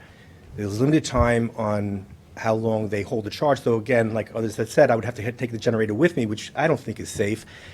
And if we're talking about the noise aspect, there are noise ordinances in effect already. This is just arbitrary that it's this particular noise that we're not okay with. I don't like Neil Sedaka. Can I play Neil Sedaka the same amount of decibels as a blower? You know, that's legal, maybe it shouldn't be. So I'm just saying that we're not there yet. It would be a strong hardship on the small business owners like myself, and I just think it's government overreach. So respectfully, I hope you don't vote for this because I do not think it's a good idea. Thank you very much. All right, thank you, Robert. Kim Allen, if she's here, there's Kim. And then Kim will be followed by Patricia Voges. Good afternoon. My name is Kimberly Allen. Good afternoon, everyone. I'm speaking as a resident and a former legislator. I first of all want to say to all the landscapers, we appreciate the beauty that you bring to the East End. You've created so many ornaments and you've created joy for all. And I appreciate that, and I think everybody else does as well. So now I'll speak as a person, which is... Kim, if you could speak to us. Oh, I'm so sorry. My apology. But I think there's been a lack of balance in the use of gas leaf blowers in this community because it seems to have ramped up in the last 40 years that I have spent time here. And that pendulum has swung very, very far. And the noise level is equivalent to industrial or manufacturing areas for many people who live in dense communities particularly. And why do I say that? Because when I was a former legislator, I had hundreds upon hundreds of people come to me and complain. But I also understand that this is a critical part of our community and they need to do well business-wise. But a summer gas leaf blower restriction is probably the best way to start because it's the least intrusive.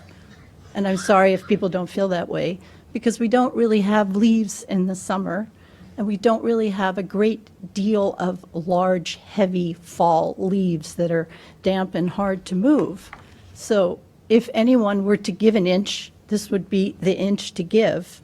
And this is not really new news, because this has been a topic of discussion out here in newspapers and in town halls and village halls for at least 5 years. As a matter of fact, many of the people who are here, I recognize. But I do agree with some of the comments that have been made, that we all produce carbon, and it's on all of us. And I think it's very good that the town is taking very strong steps on a climate action plan and all of the other things. I know you've tested industrial equipment on the electric side, because I participated in that with former Councilwoman Christine Scalera, I think 3 or 4 years ago.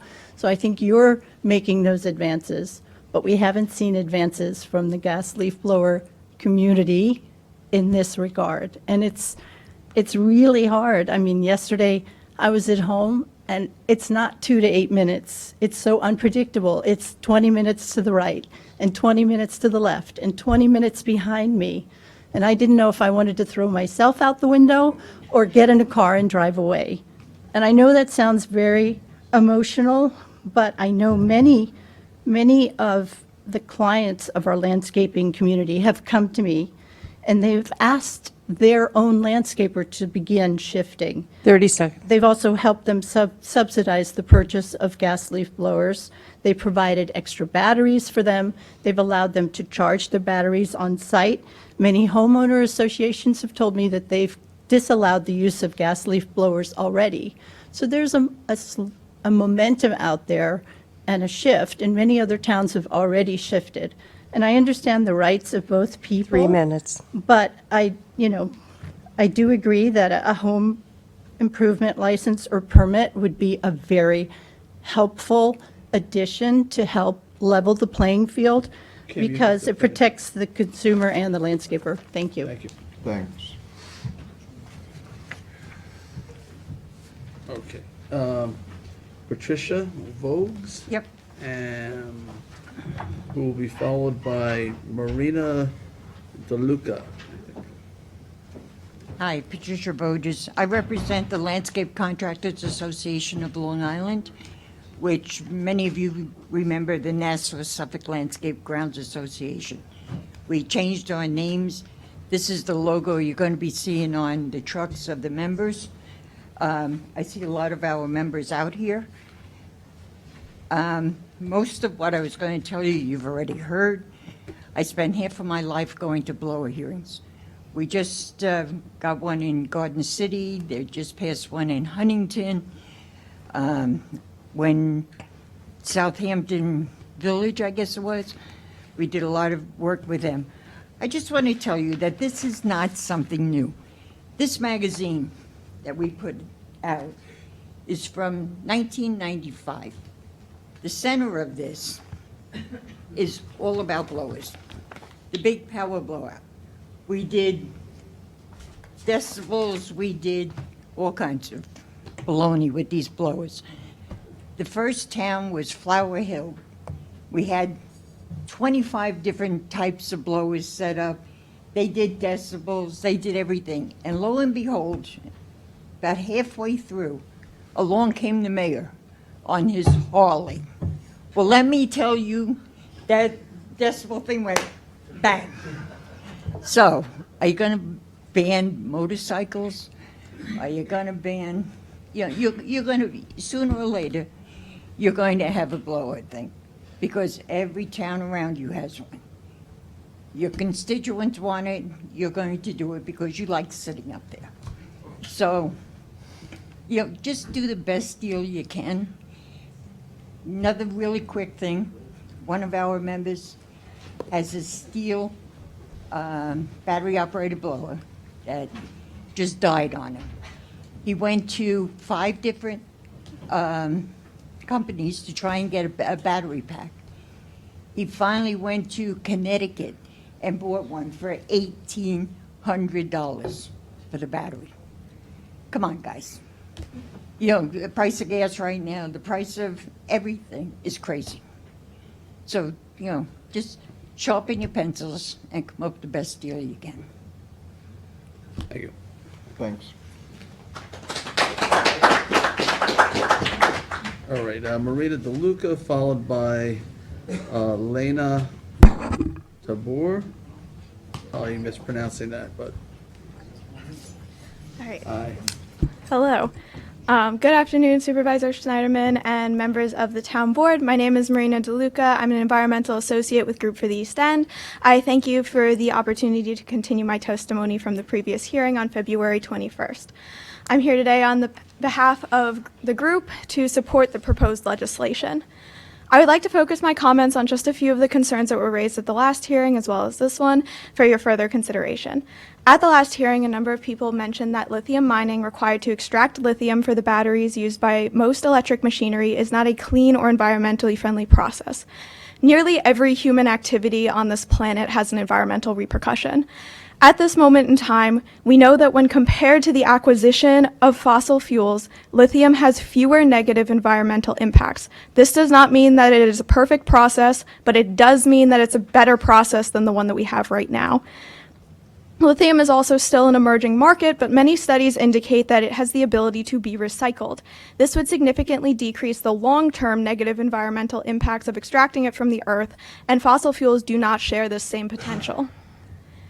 If we want to utilize the cleanest option, rakes have a significantly smaller environmental footprint than either of these technologies. However, we recognize that the landscaping community has demonstrated a need for motorized equipment. The second issue that was raised was in regards to the capabilities of electric equipment and the cost. I spoke with some individuals in the local landscaping industry who have committed to the use of electric equipment. They said that there are reasonable concerns over the power of the electric leaf blowers and that some equipment may have an additional upfront cost.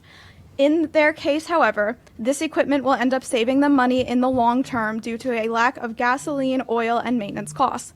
It is also important to recognize that the proposed seasonal ban on gasoline-powered leaf blowers takes into account the concern about the power of electric equipment. This proposal only prohibits the use of gasoline-powered leaf blowers during the summer months, not during the fall or spring where additional equipment would be required. In conclusion, we're strongly supportive of this proposal because it addresses a well-documented and increasing community and environmental need. This proposal follows the structure of limitations that is already in place in many other communities across the United States, and it acknowledges and balances the legitimate concerns of the landscaping industry. The proposed ban provides an ample break-in period to get everybody accustomed to the new regulations.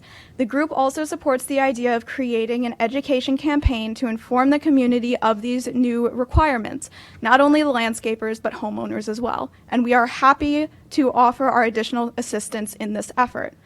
Change is not an easy thing. We as an organization recognize that, but it's equally important that despite the difficulty, we need to try. These changes can make a difference over time, especially in terms of the future of our environment. I have one more sentence. These restrictions on gas-powered leaf blowers are a meaningful step in the right direction. I thank you very much for your consideration of our comments. Thank you. Thank you. All right, Lena, you are followed by Barbara McKenty. So good afternoon. My name is Lena Tabori. I was the chair of the East Hampton Energy Sustainability Committee when we made the recommendation to the East Hampton Town Board to ban gas leaf blowers from May 20th to September 20th. That ban went into effect under a new chair, Paul Munez, last spring. Paul is a landscaper himself, and he did a lot of the testing of the equipment. We had many conversations, he and I together, and a great deal of his perspective had to do with our keeping the time frame of May 20th to September 20th intact because we didn't need the heavy-duty gas leaf blowers over the summertime that we would need in fall, spring cleanup, and also in the case that there is storm damage that requires that. So what we put into effect was something that we felt everybody could live with, and everybody did live with it, actually, quite effectively. I emailed Kevin Cooper, who's our new code enforcement officer. He came to us recently, several months ago, and I asked him what the issues had been in East Hampton Town last year with code enforcement as far as the leaf blowers are concerned. And he said that they ended up providing 43 tickets during the period of 2021, so that would have been from May 20th, so not the full year, but from May 20th to September 30th. And when those tickets were first responded to, the court did not impose any fees. They were first offenses. That changed as apparently offenses became second offenses, and then they were responded to a little more significantly, although nobody was put to jail, I have to say, in East Hampton. But the fee became $1,000, and then if it continued on and became a perennial problem, the fee could go up to $5,000. I was not able to find out how much was actually collected during the period of time. I think everybody in East Hampton, just as I've heard everybody here, is incredibly responsive to the economic dilemma. We were interested in the ban in East Hampton, although the complaints were noise complaints, I have to say. All the complaints were noise complaints primarily, but our actual concern within the committee had to do with the health issues that were involved. Primarily the health issues as they attended the actual person doing the work, because the closer you are to the pollution, the closer the gasoline is to your clothing and to the aquifers underneath you, the closer the sound is to your ears, the worse it is for you. So even as it's annoying next door, we were really more concerned with the landscaper than we were with the neighbors, although I can't say that the neighbors had the same perspective. So I just, it's so interesting, you know, I arrived late, so I sat in the back, and I'm sitting basically with the landscapers, and I'm falling in love with every one of them as they 30 seconds. say. Okay, so there's my 30 seconds. I did do a very lengthy one sheet on everything that is available to know about gas leaf blowers, including the fact that, you know, one of them being used for an hour is practically the same as driving 1,100 miles in a petroleum-based car. But I also just want to say that we're all going to have to make changes, every one of us, and it's going to economically, you know, affect each of us, whether we shift to an electric car, whether we put in heat pumps because we need to get electric into our house instead of gas. There is something going on with climate change 3 that minutes. is beyond what anybody really wants to address, and this is going to be one thing for one industry, and I'm quitting now. But I will pass this forward just in case, and I've got copies if anybody wants. All right, thank you, Oh, Lena. sorry. All right. Thank you, Lena. All right. Clerk. All right, so Barbara McKenty, followed by Gordon Andrews. Thank you, Superintendent Schneiderman and the committee. I don't have as many credentials as so many people here do. I've lived here for close to 40 years. 25 of those were on the ocean, so I didn't have the leaf blower problem. 13 years ago, when I built my house on 43 Lee Avenue, I began to understand the situation better. I have tremendous sympathy and compassion for all the local people who work here, all the people who make their living working here, and who do make the properties of Southampton look so beautiful. However, no one seems to have mentioned the people who live on these properties as people who have also worked very hard for what they have and pay tremendous taxes for what they have. And so there is a balance, and I do think that the balance should be recognized and met, even though this is not a new issue. Mr. Dieter von Listen was telling me that it was 2016 when they started this. So it's not new. It's not as if give us 3 more years. There's been several years, and it's been going on a long time. I think that it became most apparent to me was when I became a grandmother and walked my grandchild, and could not find a place to walk him, either going south on Lee Avenue, east on Ox Pasture, west on Ox Pasture, back down Lee Avenue, back around Hetty Creek. I could not find one place where I wasn't assaulted by leaf blowers. And as both a grandmother and having a young baby, the effects of that are tremendous, and the health effects are tremendous. The leaf blowers wear ear, whatever. Protectors, yes. We don't. But again, I think everyone needs to understand both sides of the story, and we want to. I think people do. And to compare, people driving expensive cars or houses, or compare the other issues, I don't think is a fair way to judge it. We 30 have to talk seconds. about this issue and what it is and how we can fix it. And I think we would all like to do that. So I hope we can start with this ban to help us start a movement. That should happen. Thank you. Thank you. Thank you. All right, I don't see anybody standing there, so let me say one more time, Gordon Andrews, is Gordon here? Oh, Gordon is here, all right, and then Gordon will be followed by Helene Fagan, who will be the last card. Good morning. First, I hate talking in front of a group of people. That is not me. But I do want to point out that the reality of the whole thing, and I think what's being missed here, is that everyone here wants the same thing. Nobody wants to use a gas power blower if we can get away from it. And nobody wants the noise. Everybody experiences the same thing. I know I live in my house in my backyard in Hampton Bays on a Saturday afternoon or a Sunday evening or whatever. The neighbor may have a blower going. So that's first and foremost, that everybody here wants the same thing. And we don't want it to impact the environment, and we don't want it to impact our finances. One of the speakers also mentioned that the household pollutant contributions from blowers amount for 2/3 across the country. But that statement's not necessarily related to commercial activity, otherwise it would have said so. Steve was also kind to remind us that the EPA is responsible for the noise and emissions of these units. So I would suggest that perhaps the village write a letter to the EPA, along with, I'm sure, many other villages across the country are trying to work on the same thing. While the quality of these units is improved. At the moment, a 30-minute battery life on a $700 blower doesn't really cut it for any one of us.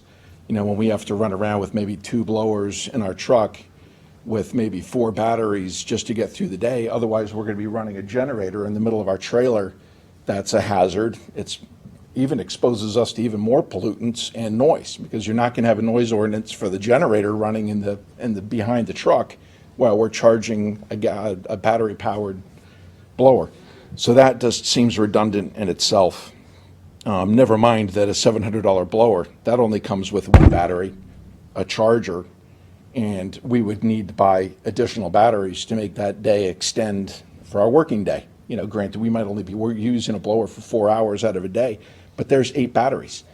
So you're going to be pushing us into over $1,000 per unit.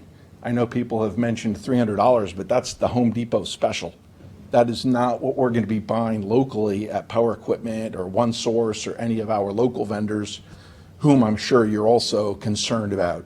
These guys also work and they need to make a living. So there's that. Let's see, there's So anyway, so all those arguments, and additionally under, at the moment, everything under the sun is on back order. So even if you're pushing this off to September, that may not give us any opportunity to buy a blower, and we might be at risk of being fined while we can't get one. So at the moment, everything under the sun is on back order.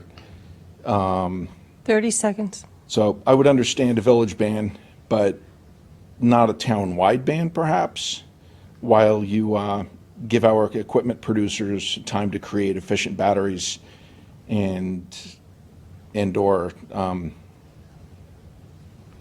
just delay the need to put a ban on this. Eventually it's going to run down to the weed whacker, and I don't think anybody here wants to run a battery-powered weed whacker. And those are actually running for about 20, 30 minutes on a good-sized lawn, maybe more. 3 minutes. I would just say to shelf some of this. I understand. I think everybody here agrees with you. I do. But at the same time, it's just not the time. The science isn't there. The battery life isn't there. And I think that you just need to listen to us and work with us. Thank you. Okay, thank you. All right, last speaker is Helene Fagan. Good afternoon. My name's Helene Fagan, and I live with my husband in the middle of the village. And we are for the ban, but we really don't think it's even gone far enough. For example, yesterday, 7 o'clock in the morning, leaf blowers are out in the village, blowing for at least a half an hour. Off season, they're doing that at least twice a week because I get up and run in the morning and I have to really run around them because it's with the pollution and the noise, it's just deafening. My husband, after I'd been away for the morning, had said he tried to get some work done in the house and the noise is so deafening that it comes into our house. And he was totally stressed out all day.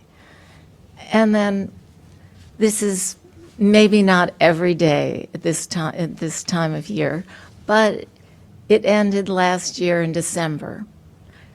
It just started up now, or it's starting up, like we must be neighbors of Kimberly's because it was full blast yesterday. Now, there's got to be a balance between the two. I don't know what to say about the landscapers have to do their job, but we're residents here. We've been full-time residents for 20 years. It's never been like this. Slowly, it's gotten worse and worse. But I mean, what did they do 40 years ago? You know, it hasn't built up that much in the village. Last summer we couldn't go outside. We'd go outside to have a drink of tea or just to relax, and we'd be out there for 15 minutes, and we'd hear this high-pitched sound. We'd have to go back inside. Then we tried to go outside again. 20 minutes later, you hear it coming from one side of you, north, south, east, west. When you've got, 50 houses surrounding you, of course that's what it's going to be like. And I just feel as a resident in this town and village that something should be done. And I want to thank you for at least starting here. And thanks again. Bye. Thank you. Thank you. All right, that was the last card I have. Is there somebody who wanted to speak but did not fill out a card and has not spoken yet? I would like to, if you don't mind. No, you can speak. Just please clearly identify yourself before you begin. My name is Tracy Voges. I am the administrative director of El Cali that Patricia was speaking about earlier. We don't live in Brightwaters. In Southampton, excuse me. I live in Brightwaters in western Suffolk, which is again an influential village. And we have these same problems here. Our landscapers, no matter where you are on the island, are just trying to make a living here. That's what these guys are trying to do. 90% of the people that are out there blowing these lawns and blowing these machines and stuff on Sundays and at 7 o'clock at night on Saturdays and Fridays and a Tuesday when you're outside trying to have your drink are homeowners. You guys. The people that are sitting here, those are the guys that are out there with their little handheld gas blower doing their thing at 8 o'clock at night. At 8 o'clock at night, these landscapers want to be home with their families. They want to be getting ready for tomorrow's work. They're not out there blowing your lawns, guys. These guys are trying to make their business, maybe make your band between 8 o'clock and 2 o'clock, whatever times you need to do it. But ban the homeowner. That's it. You can't use any electric, any gas powered at all, and watch how much your noise goes down on your Saturdays and Sundays. Because these guys, unless there's a storm, unless there's something happening that there's major leaf damage or something going on, they don't want to be out there at 7 o'clock at night working. They've worked all day. They've been out there 6 o'clock pushing a lawnmower, carrying a backpack, doing your weed whacking. The last thing they want to do is at 8 o'clock at night is come home and blow somebody else's lawn. Unfortunately, municipalities, golf courses, these people are doing this work after the people are out of the park. So you don't see people in municipalities and golf courses blowing on your Southampton town golf course, which I've been out to play on a lot of times. It's beautiful. Not once that I've played in any of these out east courses have I ever seen a blower coming behind me on a tee. They use them. Of course they use them. They have to use them. They have beautiful parking lots. They have beautiful areas. They're not using them at 2 o'clock in the afternoon when the place is packed with 72 golfers. They're not. They're using them in the after hours, evening hours. The municipal workers, why are you guys not out there going to find the landscapers that are bandit, that don't have licenses, the guys that have routes, that have full-time jobs, and come out and do routes afterwards? Because they get off of work at 3:30, and then they go and do their route. They don't have licenses, they don't have insurance, they don't know the proper laws, and they're the guys that are out there or that already have jobs. And they're not your local businesses. They're not your landscapers that are doing this just to pay for their families. They're the guys that are working your garbage routes, and then they turn around and they're done at 3 o'clock, and then they go and do 10 houses on a block and blow a lawn thing until 7 o'clock at night. Those are your people that are causing your noise ordinances. These gentlemen and ladies that work their butts off all day to make your town and your communities and your homeowners beautiful, they're the ones that you're supposed to be supporting, your common folk. That's all I'm going to say. Thank you. Thank you. Anyone else who has not spoken who wants to be heard? Michael Irving?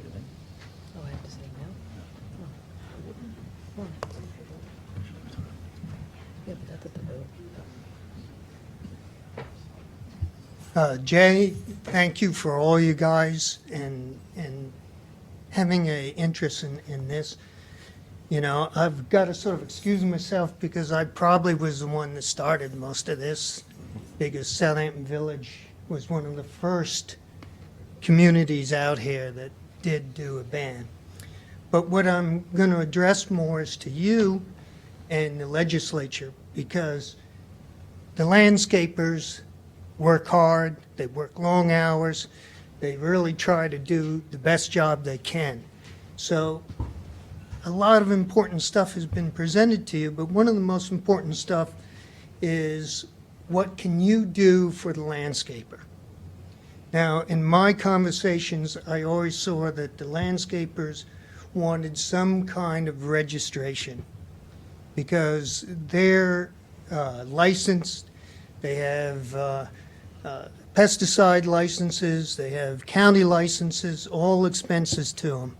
And yet there are outside groups that come in and mow the lawns and quicken. A lot of times those are the individuals that are the most violators.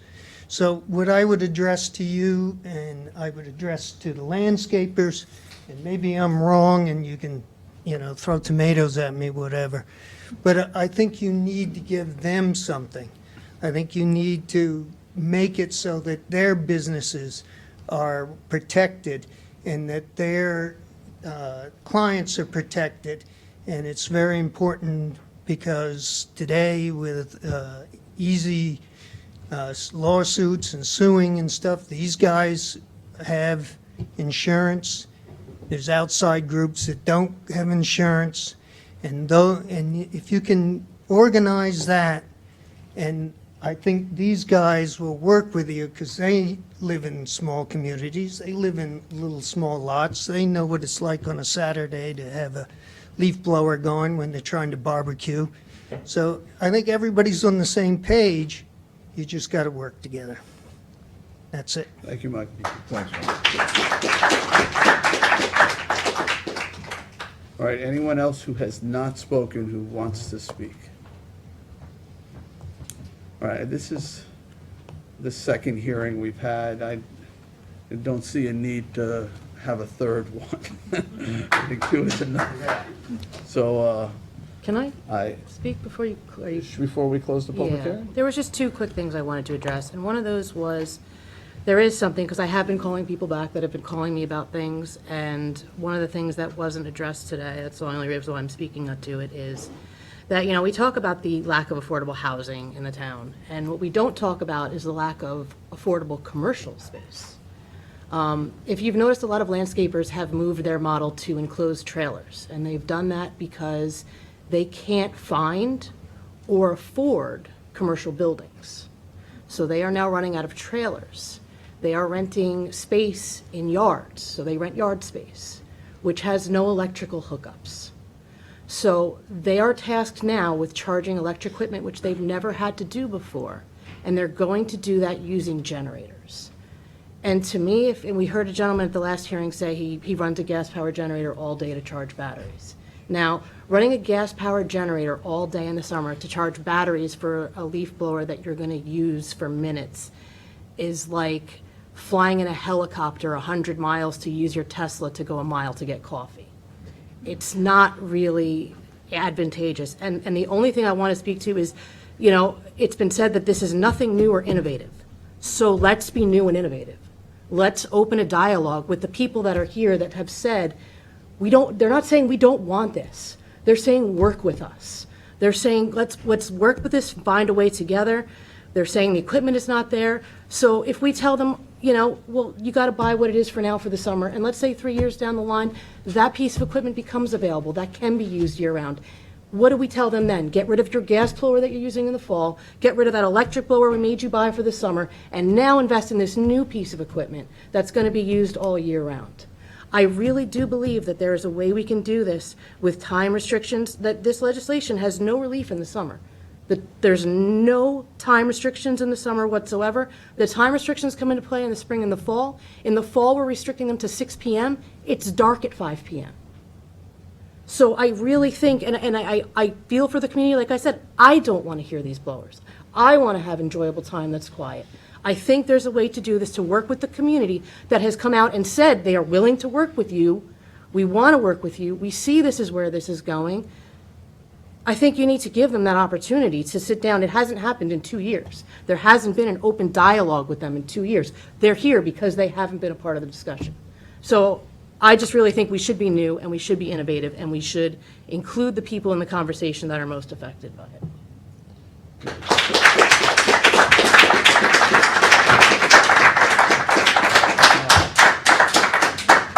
All right, so again, the public has spoken, and we'll have plenty of time to speak among ourselves when we debate the bill. But I think we're at a point, a juncture, where we can close the public hearing. So I'm going to make a motion to close the public hearing.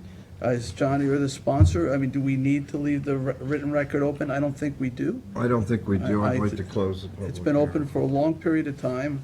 People have had ample opportunities to make their opinions known to us. So, all right, so there's a motion to close the public hearing, a second by Councilman Bouvier. Any discussion on that? No. All right, I'll call that vote. All in favor? Aye. Aye. Aye, okay. So the public hearing is closed.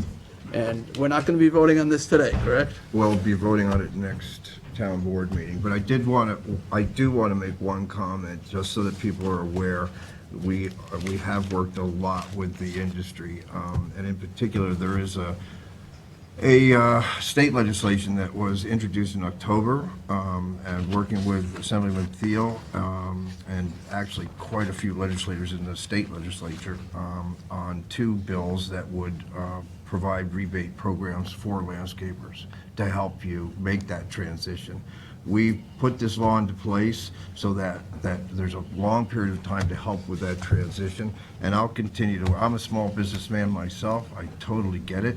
I think there is ways to do that. The biggest way is to get the state to work. This legislation is supposed to be voted on this session. So that's just one of the many ways I can go on and on about other programs and things like that. Just did want to make a correction that this is a seasonal ban from May 20th to September 20th, not a ban, total ban. And I think that is the minimum. Thank you, Ms. Wright, for pointing that out, that we could reach, that we can, it's the minimal amount that we can do to help with this transition over time. Because it's very clear, I'm not a landscaper, I am a small businessman, I understand the needs of both sides, but I also recognize that we have a lot of constituents that are complaining about this to a very large degree. And we're inundated with a lot of that information. I'm trying to be responsible to both sides of this argument and to all our constituents. So I just wanted to thank you all for taking your time to be here and speak. And we listened. Thank you. All right, so this is likely going to be on the agenda for the meeting of the 22nd of March. It'll be evening meeting, 6 p.m. in this room. You're certainly invited to attend, and that's when the bill will be debated. All right? If you're exiting, I just ask you to do so quietly. We have a lot more business to take care of. So I'll leave a moment for you guys to exit.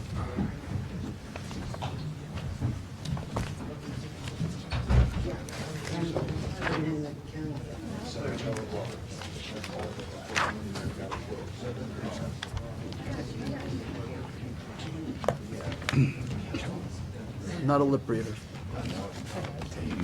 Cards into the clerk so I can copy the names. Thank you. So I just had to give something to people that And Kitty, you can talk with Dieter. Can those folks who are still in the room and talking, take that conversation into the hallway, please? Mr. Supervisor, do you have a couple more in front of you that you want to give? I have from the first public hearing. Yes, please. You want those now, too? Tommy John, would you pass those along? Thank you so much. They're very important for the spelling of those names, if we No, can I- read them. I know the reporter wanted You said you to. were having trouble reading them. I'm sorry, did you want to look at? All right. Yeah, they're just here in case you have questions, I guess. Okay. Yeah. Since we had questions and we couldn't pass it last time. they were here. Okay, we need to move along here. So, the next item is public portion. This is where the public is invited to speak on any topic they wish to be heard on, including items that we may be voting on in the agenda or anything else. So, is there anyone who wants to be heard in public portion? I don't have any cards. Once we get to the agenda, there'll be no opportunities for the public to speak. Understood? Okay. You want to say something? Oh, no.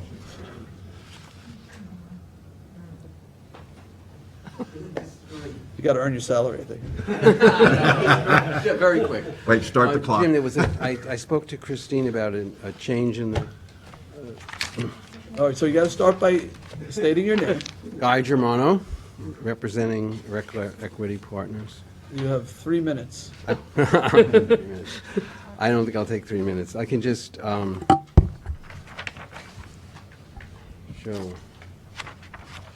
where the change was. 2 minutes left. On page 1 minute left.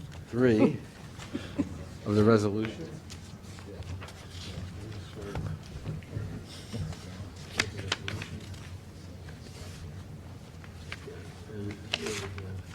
On page 36. I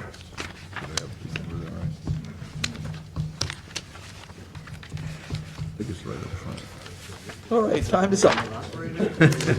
They use a tap over 30 seconds. And then put one tap. We have these, Do we it have 15. Those are the We're losing our CTV audience, so, you know. we have. Oh, you got that? Yeah. Okay, that's the one. No, this is what we got from Janet. That's the one. You're messing up our Nielsen ratings here. Okay, so we're just gonna do them on the phone. Oh, it's on page Yeah. 6. It's on page 6. Are we all set? Yeah, he just wanted to show us the highlighted changes that we had From from our memo. From Janice. You had the- From Janice. Yeah. Memo. Yeah. Is Janice coming up in case we need her? We could. Go ahead and, I don't know if we'll need her, but that resolution comes up pretty quick in the agenda. Second one. The chair of the meeting. All right. So I'm going to make a motion to close public portion. Second. Seconded by Councilman McNamara. All in favor? Aye. Aye. I'm used to raising my hand from Zoom. The days of Zoom. I feel like it would be more important for you to do it here because Very you can hear everyone. I can't see all of you, so. All right, so the public portion is now closed. Okay, I would take it out of order, but it's the second resolution, so we'll just, we'll go right in order. So we're going to start with Resolution 259. John, it's being offered by you? Yes. Actually, I have to withdraw this. Oh, okay, So that's withdrawn, and it's going to be replaced with all right. a revised resolution on page 37. All right, so will the clerk note that Resolution 259 of 22 is withdrawn? Okay, so the first resolution we will consider, and thank you, Janice Shearer, our Land Planning and Development Administrator, is joining us. See you if we- come in. If we have any questions. So this is Resolution 260 of 2022. It's a resolution of adoption, amending Town Code Chapter 330-248, Section 5, entitled Canoe Place Inn, Canal and Eastern Properties Maritime Planned Development District, also known as the CPICEMPDD. Very catchy name, I have to say. Good thing it's not an acronym. Okay, so I'm going to make a motion to approve. If I get a second, then we can discuss it. Second. Seconded by Councilman Martell. So this was tabled from the last time. Janice, if you'll come forward. We had some questions. We wanted to make sure procedurally we had all of our ducks in a row with the Suffolk County Planning Commission and the Planning Board. I know the Planning Board has made limited comments, concern about fishing. Right. As much as I appreciate that comment, I hope people go fishing on it. I mean, that's sort of the idea. Right. You know, I think people will do that respectfully. They won't fish in the narrow portions, but in the wider portions, if somebody wants to fish, there's plenty of fishing on the other side, and that was sort of, I think, the aspiration here, is the public would use it, and fishing makes sense. And I think there was another comment the planning board made, do you recall? So I provided you with a good afternoon, Mr. Supervisor, members of the board. It's great to be here. Thank you for considering this notice of adoption. The last time it was on your agenda, there were several questions, and I wasn't on the Zoom at that point. So I prepared a memo just for you to be advised. The applicant, as you know, prepared the expanded EAF, and we took a look at that. We reviewed that against all the changes. We prepared the secret documents that are in your packet. So it's a environmental assessment form and the Part 3. And we're recommending a negative declaration. The county had no objection to lead agent, you being lead agency, obviously. And then they said, oh, and you have to refer this to the Planning Commission in that same memo, and we got a little confused because it was already referred in January and given a local determination. Then in February, they wrote a new memo saying, we don't object to lead agency, don't forget to submit it to the Planning Commission. Although we already did that, and then they gave us another memo reconfirming again that it is a matter of local determination. So all that is in the record. The Planning Board said they had no objection to be lead agency, and as the supervisor mentioned, they said you might want to restrict fishing. That was the original, it's even called a fishing pier on the plans. It's always been a fishing platform pier. Now this easement adds to that, but as part of this, you do need to revise the public access easement agreement. So that will be submitted by the applicant. Kathleen Murray, Assistant Deputy Town Attorney, has been working with Guy Germano on that. And so if there's something in there, about times of access, like we're not expecting the public to have 24-hour access, you're not going to go fishing at 2 I o'clock think in that's the up to morning us. at the pier. So That's up that's to you, and that's in that document. So my point is, you don't have to restrict it in the law. It gets restricted in that public access easement agreement. And so that's why in this memo, I recommend that you add a clause to your resolution that just says, resolved that the town board hereby authorizes the supervisor to sign any and all documents. For example, revised public access easement agreement, and the terms for the public benefit funds. The pilot agreement was the only other issue, was that they were initially approved, as you know, for the townhouses, which is a residential use, and you set up that, or the town board at the time, which includes some of you, set up the taxing so that it would be townhouse versus condo to get that full tax levy. Townhouse versus hotel. Oh, townhouse No, versus condo. condo at the Yeah, 'cause time. Condo was a lesser. Tax. Townhouse, actually, in the end, motel and condo are very similar. They're very similar in their taxing rate. So you then worked out that, and Mr. Reckler will attest to the fact that he did not want to try to get around any extra tax base, so that they would provide that money as a public benefit, pilot type of, that delta, that difference between whatever it's taxed at as townhouse, and then now they're proposing to be a motel, which is based on revenue and income, that any difference, they would pay that annually. So that's another agreement. So in terms of how we do that logistically, the mechanism, that's something that this language then will allow me as a supervisor to establish that agreement. But Yep. I do want to be very clear what the intention is. I want to make sure Mr. Reckler understands the intention. So as I see it, the sole assessor each year will determine the differential, what it would have been assessed at had it be used as townhouses versus the motel. And that differential will be paid into a fund and then apportioned based on all of the tax districts that would have received that money. That's right. The library, the fire department, whatever it might be, the water district, the town, the school. So the taxes will be identical to what they would have been, had we not done this change, which I anticipate that we will do.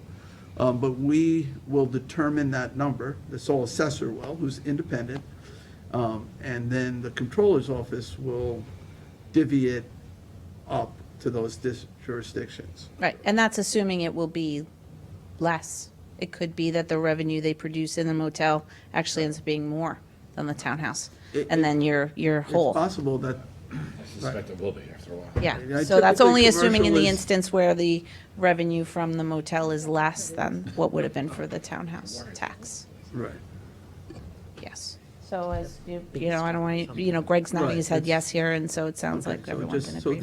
that, just so for the board's edification, so that, whatever, that will be the agreement that we pen, that will accomplish that as long as this exists. Right. Okay. So Janice, you're saying that and there was one other change too, there was a simple change under and 8B. changing to or. Yes, and that's highlighted Right, so there. we need then to amend it to add this resolve clause. Yes. As well as change that and to or. And there's also, you need to revise the meeting date to today's date. Oh, and the For the date. date of adoption. The date of adoption. Oh, Take good, note- yes. Notice. Because it was Okay, held so over. I'm gonna then take away my motion to approve, and I'll change it to a motion to amend with those changes, the and to or, the additional resolve, and the date of approval. Second. Seconded by Councilman Martell, all in favor? Aye. Okay, I'm gonna now make a new motion to approve as amended, Second. seconded by Councilman Martell. So back onto the motion here. So this accomplishes a number of things. One, obviously, the boathouses, which were going to be residential units, potentially might have families, might have kids in the school district, are now going to be only used as part of the motel. You know, is there a limitation on the number of, 30 nights is the maximum? We have some rule like that? They can't be, That actually is defined under transient stay in our code, so it has to be more than 2 weeks. so this is intended to be a But transit? no, I mean, no, what am I saying? Motel uses don't have that kind of restriction. So when you're an actual operating business, transient and like those kinds of rentals have to do with like house rentals and then. But it's supposed to be a motel. It's supposed to be a motel, like, you know, you come for the weekend and you travel, or you could stay up to 30 days. But tomorrow, actually, we'll be having a conversation about some amendments to the motel code that doesn't include those kinds of language in there. So we will be thinking of that. So, but the idea then is to support the Canoe Place Inn, which is a banquet hall, hotel, only has 25 units, not a lot of units, to support the restaurant and the spa and the banquet facilities, et cetera. So this will add an additional, I guess, 37 units, roughly. How many, Greg? 37 units? Yes, it's a 37 units, so now it becomes whatever, 62 or something like that. That's right. Unit facility, so it should be more self-supporting. We want to make sure, I mean, it would be nice if it succeeds, not only because there's tremendous investment in it, but the community has gone through so many years of staring at this derelict building. It's been an eyesore, you know, a lot of memories there from back when it was a nightclub, but, For those of us you who know, can remember. yeah, exactly. But I think Greg has probably owned this, Greg has probably owned it 15 years now, 17 years, so I was close. So, you know, so I think we want to see it succeed and not, you know, go back to the days of being a blighted property. So, I also, you know, maybe because I grew up in the hotel business, but I think it's a good industry. I think it's going to help support the shops downtown. It'll help support the restaurants. It won't put any kids in the school. And in this case, it's going to pay actually a tax rate that it would pay if it were putting kids in the school. So, That's right. I think, you know, the other, I think, real big plus here, and I'm not blaming the folks who approved this initially, right? It was always this idea that the public would get access to the east side of the canal.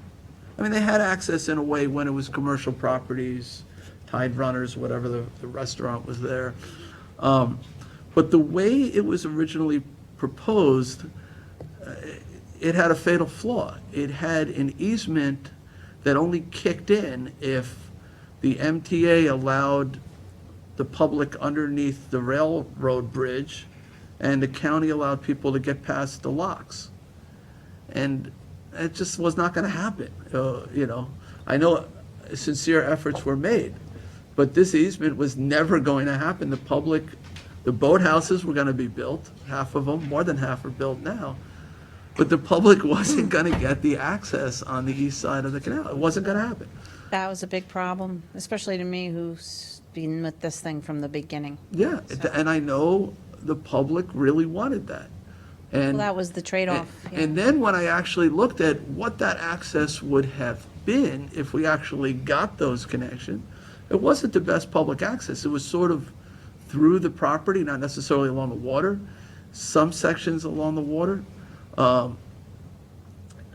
What is involved in this change is waterfront access from the southern portion to the northern portion, access to 2 viewing platforms, the ability to get back onto the sidewalk or road yeah. and get up to the county park at Mashut or wherever, or the marina.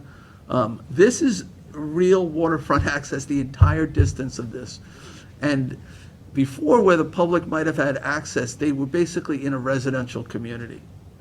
Now they're in a commercial, they're in a hotel where the occupants are constantly changing. It's a transient thing. I think the public will feel more invited to go there. It's sort of part of the experience of that hotel is that the public gets to walk along the waterfront. So I think this is positive in a lot of different ways, you know? We still get the taxes, we get the economic use that benefits the whole community, we get the waterfront use, and I think we get to support the hotel operation so that it's more likely to succeed. So for all of those reasons, I'm supporting this. So, and this is a PDD. We don't have PDDs anymore, Planned Development Districts. This does require 4 out of 5. I just want to make that clear. So we'll need 4 out of 5 to pass this. All right, I've said my piece. Anybody else want to speak on this? No, I just want to say I love the idea of having the access, you know, talk to some of the older gentlemen in town. They talk about 75 years ago, the train would actually stop on the train bridge. And those from the city who wanted to go fishing would get off right there, go down to those same dock areas, hop on a party boat for the day. Train would pick them up, you know, at the end of the weekend and go back in. It all ties into what made Hampton Bays great years ago. Between that and the addition of the Maritime Park across the canal, I think it's going to be a bustling, impressive, you know, new star in Hampton Bays. So looking forward to it. My in-laws got married, had their wedding reception there 50 years ago. Oh, wow. That's amazing. So I actually want to say one more thing because, I visited the property a couple times as I thought about this PDD change. And one time I went to look at the public access easement and walked along that section with Greg was there. I also went to see the Canoe Place Inn under construction at a couple different points in time, most recently just about a week ago. And I have to say the community's in for a treat, that this is going to be a really special place. There's, no skimping anywhere. It's going to be really beautiful. The finishes, the furnishings, the designs, everything is 5-star hotel. And, Hampton Bays deserves this. This is sort of what the community hoped for. So this is significant investment into this community, and I think this will go a long way in sort of underscoring and supporting that investment. But anything you guys want to say? No, I was hoping you could sell something for me, but I totally agree with you. I think the community is just going to really enjoy this, and I appreciate you really, Rick, working with the town to get this the way I think it was envisioned originally. So thank you. I think this is what the community wants. I mean, I'd be lying if I said I didn't hug Greg and say thank you, because this is what we wanted them to do in the first place long, long ago. And so it really One of came the few full things circle. that I haven't really seen any negative feedback from. There probably was initially. No, I'm talking to this change. Yeah, no, not this change, no. But initially, there was some concerns about the location of the sanitary system and the loss of the commercial aspects of the east side of the canal, which is coming back now. We're sort of addressing that by making it a hotel. I wasn't on the board at the time it was first approved. It wasn't without some controversy, but I think everybody wanted the big benefit was the historic restoration, not just any restoration. The painstaking historic restoration of the Canoe Place Inn to its original grandeur as a hotel, and that of course is pretty expensive. And so the way to offset that was the increased density on the other side, the residential density. So. And it wasn't really that much increase either, by the way, because we did complicated land swappings and said, well, you could have got this over here, so we'll put that over there and this over there. And so I think in the end it was 10 units or something different. Yeah. So it wasn't like, oh my God, they got all these, this density. And now it's not really density, it's just hotel accommodations, it's just resort tourism accommodations. Which But is yeah, what we no, wanted. I haven't heard any pushback about this change at all? Not at all. Not a single comment? Yeah, you're on the CAC there, right? Well, there were some people on the Zoom that were concerned about like increased, beach traffic or whatever, but they had mentioned that they were going to have like bus, services and things that would be offered as part of the hotel as an amenity. Yeah, there was So some that traffic would take care of concerns, that. that I think we're going to address separately later anyway. And we did look at the traffic in the EAF, expanded EAF, and concurred with that analysis that Nelson Pope and Voorhees. You know, the hotel rooms are important. Years ago, we had capacity in Hampton Bays. We had plenty of motels and places close by. We lost all that. Right. You know, throughout the 80s. The capacity coming back now is what fed the downtown district. You know, it feeds our restaurants, feeds everything that we do. So it's great that we will have a fighting chance again at that for our downtown. Agreed. It's really. It's kind of interesting how cyclical it is. You know, it's, If you wait long enough, things just happen to come back right around. it always surprises me when these things are discussed that the county never gets involved in any of these conversations, because the county is funded with sales tax. And there's actually a big difference between the townhouse development and the hotel development, because the hotel development will generate sales tax, which funds the county, and hotel tax, which quite a bit comes back to fund our museums, our performing arts centers, and things like that. So it's it's an interesting benefit that isn't often voiced, but is important. I agree. Two small things, Mr. Reckler. It's looking real good. It's nice to see a project coming along. And Janice, there are those that fish at 2 a.m. So you can say like, except in the rare circumstance where there's a good. It's all about the tide. Yeah. I have to say, the view of that canal is really beautiful, except for that one time when the dead bunker floated up, and that was not so pretty, but you can at least go fish for the live fish. Yeah, exactly. All right. Any other comments? I think we covered it. Is it? I think All we right. covered it. So, all right, so, and this again needs 4 out of 5. I'll call the vote. All in favor? Aye. Aye. Any opposed? It's unanimous. Congratulations. Thank you very much. I'm sorry? Yes, that was in the resolution adoption. Yep. Part of the resolve clauses were that It's you in there, assuming lead and- agency and neg deck, but that was all in the And one the vote resolution. was to approve it as amended, so it's. That's correct. Make sure that's clear. Thank you. All right, congratulations, Greg. Thanks. Good luck. We look forward to coming to the ribbon cutting, so please make sure we're all invited. Instead of shovels, maybe fishing poles.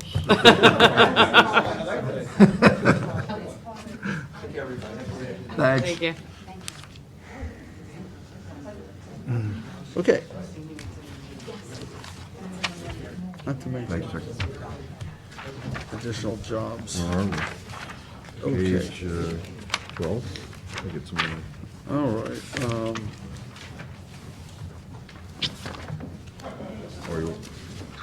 We didn't do the roll. Hold on. Page 12. I got to go through all the pages of the PDD. All right, so I believe, John, you've got the That's next one. page 12 we're on. Page 12, 291. Yep. Town Board Resolution 2022-291, authorized conducting stop day events using Town of South Hall contract with MXI Environmental Services LLC. Second? Seconded by Councilman McNamara. All in favor? Aye. Aye, approved.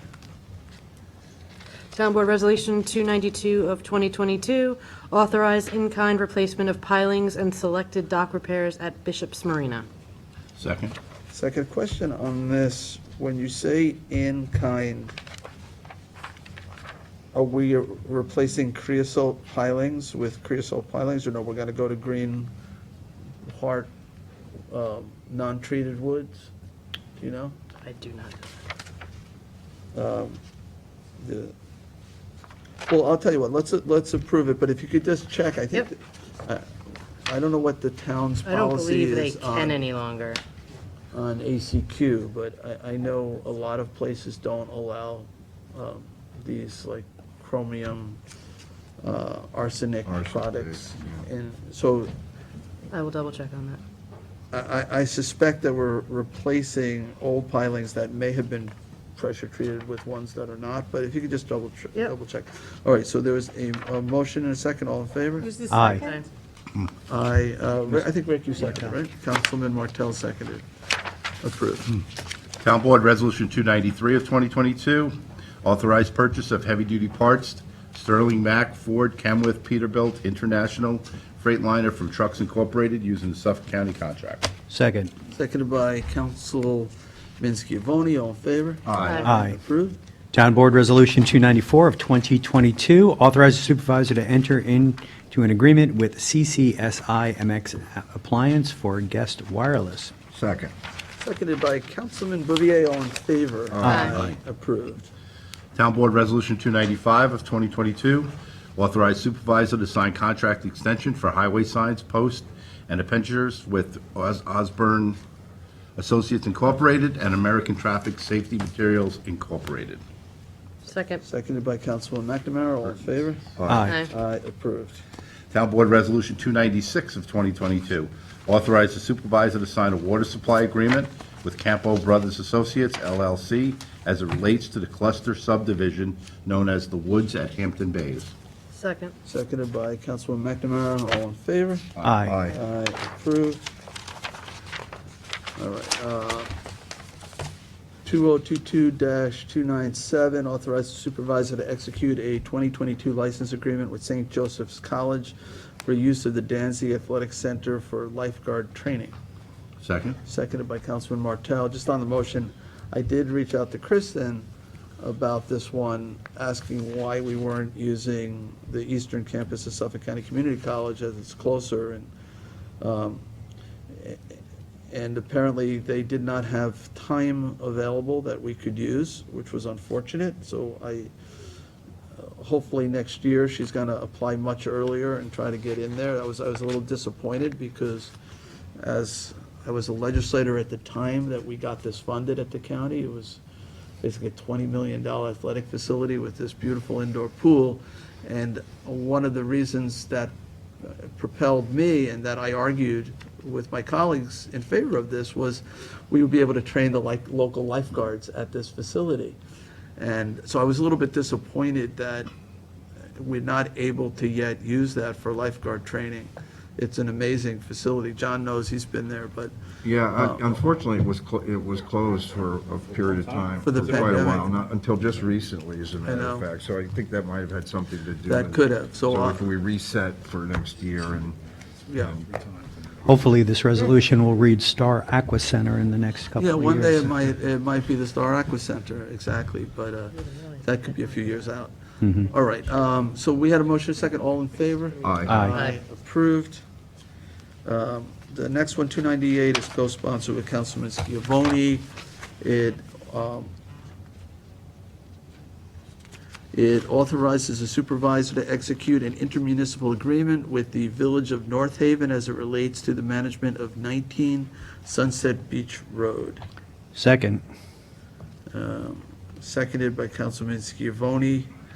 That's 4.1 acres. Tommy John, this would be, this is that house, the That's right. Loving Spoonful house, right? Former owner, Lovelady Powell, Lovelady Powell Hall, formerly owned by John Sebastian of the Love and Spoonfuls. right. So we're going to allow the Village of North Haven to manage it and take care of it, and this authorizes me to sign it. All right, so all in favor? Aye. Aye. Approved. 299 of 2022, authorizes the supervisor to sign extended contract with MacTech Engineering and Geology, PC, for Damascus Road landfill site. Second. Seconded by Councilman Bouvier, all in favor? Aye. Aye, approved.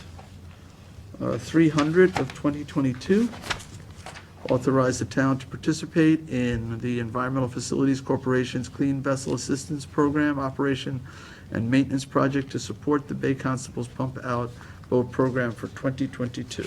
Second. Seconded by Councilwoman McNamara, all in favor? Aye. Aye. Aye, approved.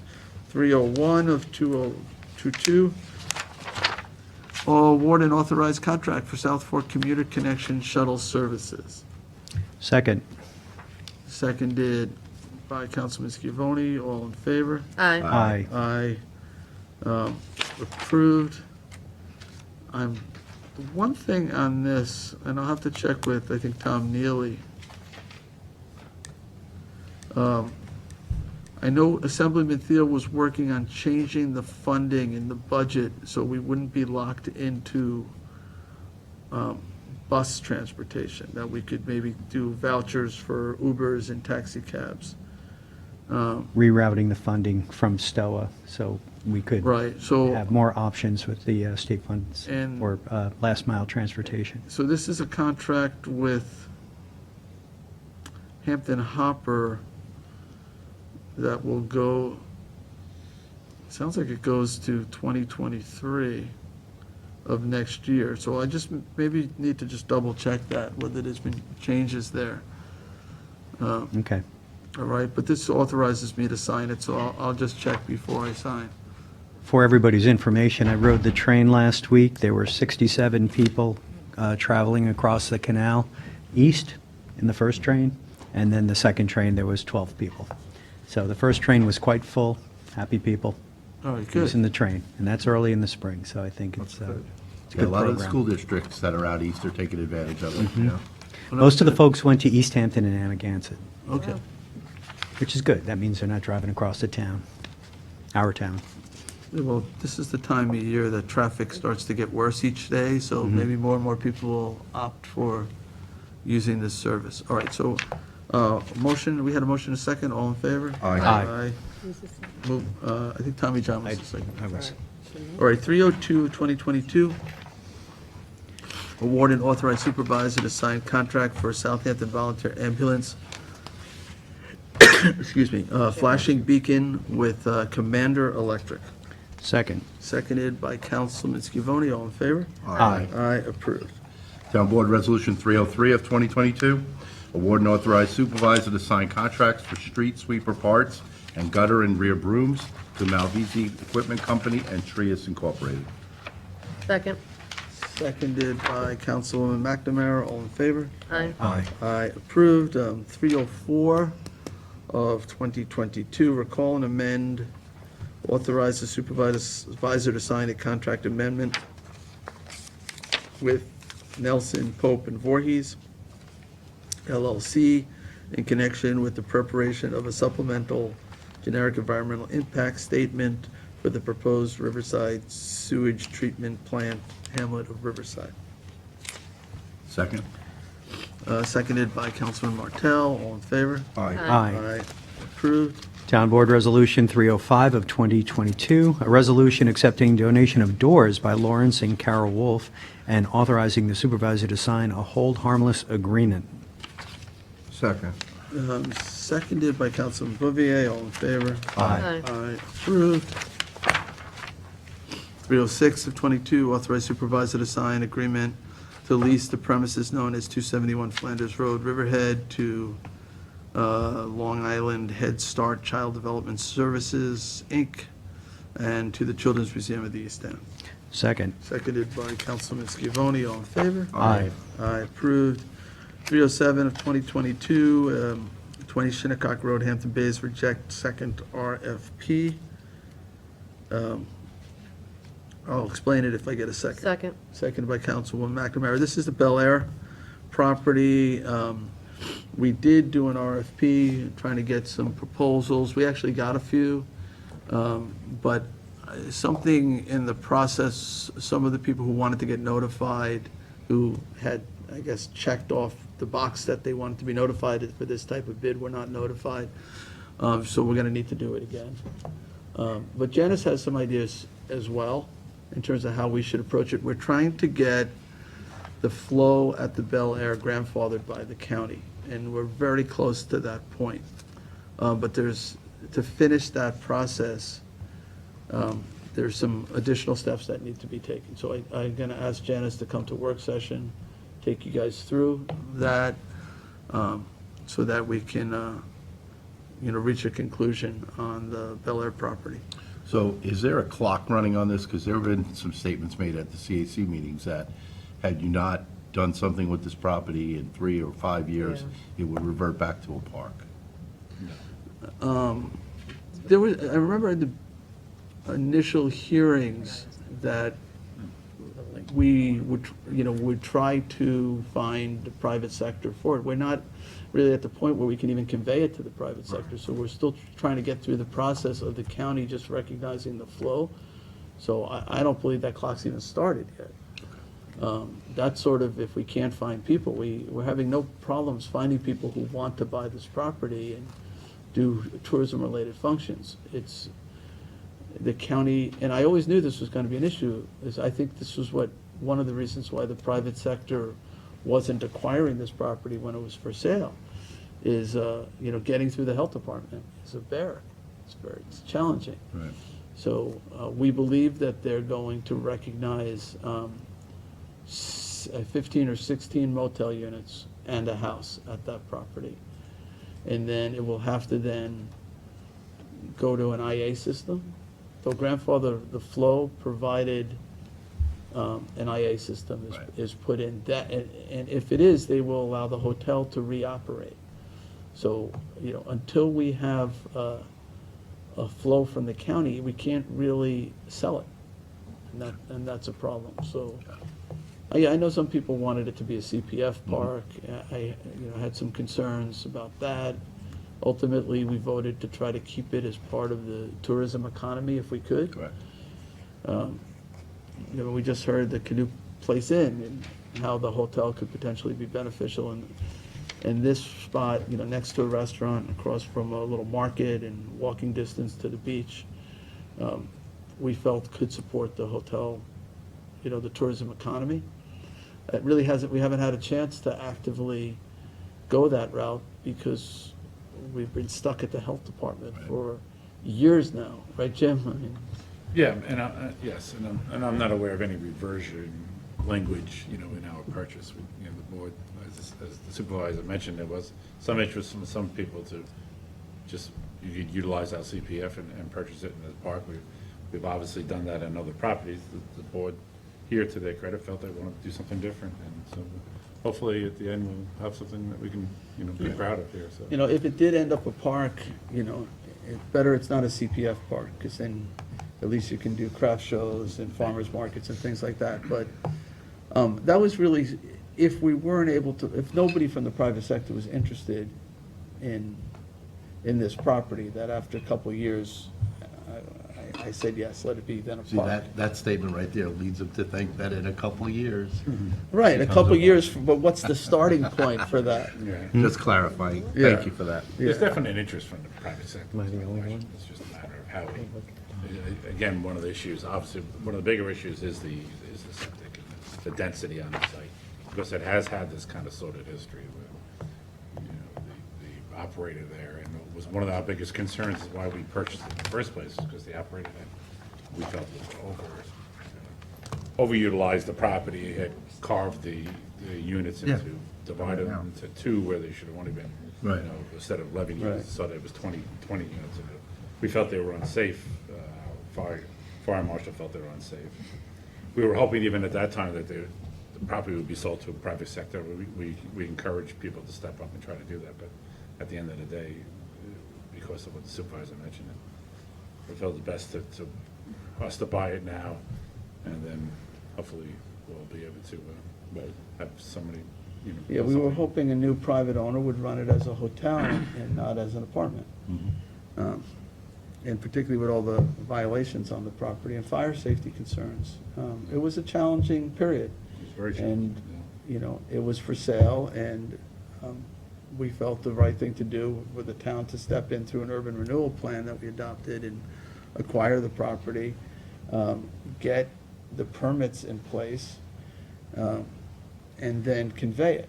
It's just we don't have the permits yet. No, I agree. That's the problem. I agree. We're heading in the right direction. Just want to make it clear. Yeah, even I didn't think it would take this Yeah. long to get the permits. And Janice has some interesting ideas as to whether we put the design out, here it is, who's interested in doing it, so I think she wants to talk further with the board. In the work section. So, so we'll Yeah, be continued. exactly. To be continued. Okay, so I'll call the vote on 307, all in favor? Aye. Aye, approved. 308 of 2022 accepts donation from Lisa A. Linsky for the Windsor Heart Project. I can explain it if I get a second. Second by Councilman Martell. I mean, normally, we're not doing these by resolutions. We're gonna have lots of people buying hearts. This one person wanted sort of a receipt for tax purposes, so by doing it through a resolution, she'll have a record of the $1,000 that she's paying for that heart. So there might be some other people who want to do it this way too. Hopefully, we'll be able to bundle them into one resolution. Nobody else has asked for this, but. The donations to municipalities are not tax deductible. Was that? The donations, because we've tried to do this with other parks, when they write the check to the town, it's not tax deductible. Is it? We're not a 501c3 organization. I think a gift to the town is, You can ask the town attorney. and I guess, and the proceeds Referring from. to the IRS on that. Well, we'll have to sort this out. Yeah. It's up to their tax attorney, or tax consultant. People claim a whole lot of We things. went through this with the historic burying ground. Yeah. And the IRS, thank you very much. Funding. And the extra money, because we believe we're gonna have a lot more taken That was the idea in of than the the cost of construction. So the extra funds are gonna be donated as well. The extra funds from this project that go beyond the cost of construction will get donated to the Windsor Center in Hampton Bays, the health clinic. So, all right, did we vote yet on this one? All in favor? Aye. Approved. Aye. All right, 309 of 22 amends the 21 budget for various departments. Second. Seconded by John. It's all just housekeeping here. All in favor? Aye. Approved. 310, 22 amends the 22 budget for various departments. Second? Seconded by Councilor Scavone. All in favor? Aye. Approved. 311 amends the 22 to 26 capital program for prior funding projects. Second. Seconded by Councilman Bouvier. All in favor? Aye. Aye. Approved. 312, authorized closure of capital projects. It's also housekeeping. Second. Seconded by Councilman Scavone. All in favor? Aye. Aye, approved. 313, authorized purchase order encumbrances, 21 through 22. Second. Seconded by Councilman McNamara. All in favor? Aye. Aye, approved. You're up. Town board, this is the 314. substitution for the one I withdrew previously. Okay. Town Board Resolution 2022-314, the resolution of adoption amending Town Code Chapter 243, Old Filed Maps, and Town Code 330-53, Old Filed Map Overlay District General Regulations to incorporate review by the town's engineering division. Second. Second, we held a hearing on this, if you Yeah. remember. Was there a change or a substantial Yeah, change? the only comment was to clarify that the town board, the town engineer, did not have an override, a veto power over that they were part of the process, but In didn't con- have in the conjunction, right to or override. consultation, okay. Yep. And it's sort of limited to road and drainage plans. Yep. All right. Okay, all in favor? Aye. Aye. Approved. All right, page 41, Resolution 315 of 22, authorized Community Preservation Fund tax refund pursuant to the first-time homebuyers exemption for Jonathan Bernard. Second? Seconded by Councilman Schiavone. All in favor? Aye. Aye, approved. 316 of 22 accepts retirement of Robert Stabil, Junior Police Detective. Second? Seconded by Councilman Schiavone. All in favor? Aye. Aye, approved, and thank you to Officer Stabil, and best of luck, or best wishes in your retirement. Congratulations. Congratulations. 317 of 22 appoints Allison Papazismos to Public Safety Dispatcher 1 position in the Police Department. Second? Seconded by Councilman Schiavone. All in favor? Aye. Aye. Approved, and congratulations to Allison.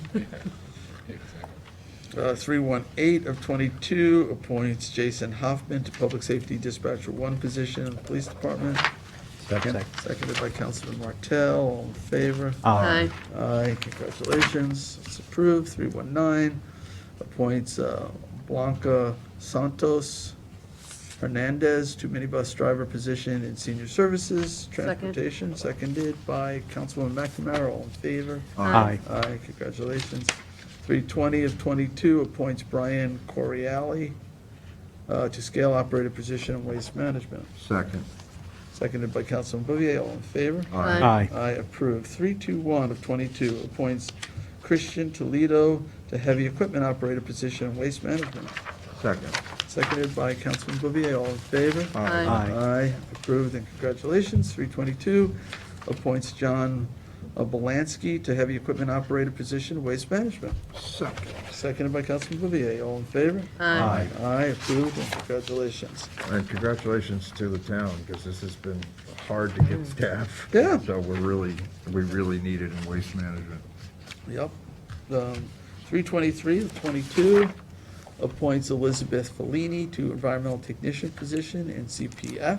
Second. Seconded by Councilman Scavone. All in favor? Aye. Aye, approved. 324, oh, and yes, congratulations. 324 of 22 appoints Linnea Piazza to senior office assistant and trustees. Second. Seconded by Councilman McNamara. All in favor? Aye. Aye, approved, and congratulations. 325 appoints Margaret O'Rourke Corwin to neighborhood aid position in Housing and Community Services. Second. Seconded by Councilman Bouvier. All in favor? Aye. Aye, approved, and congratulations.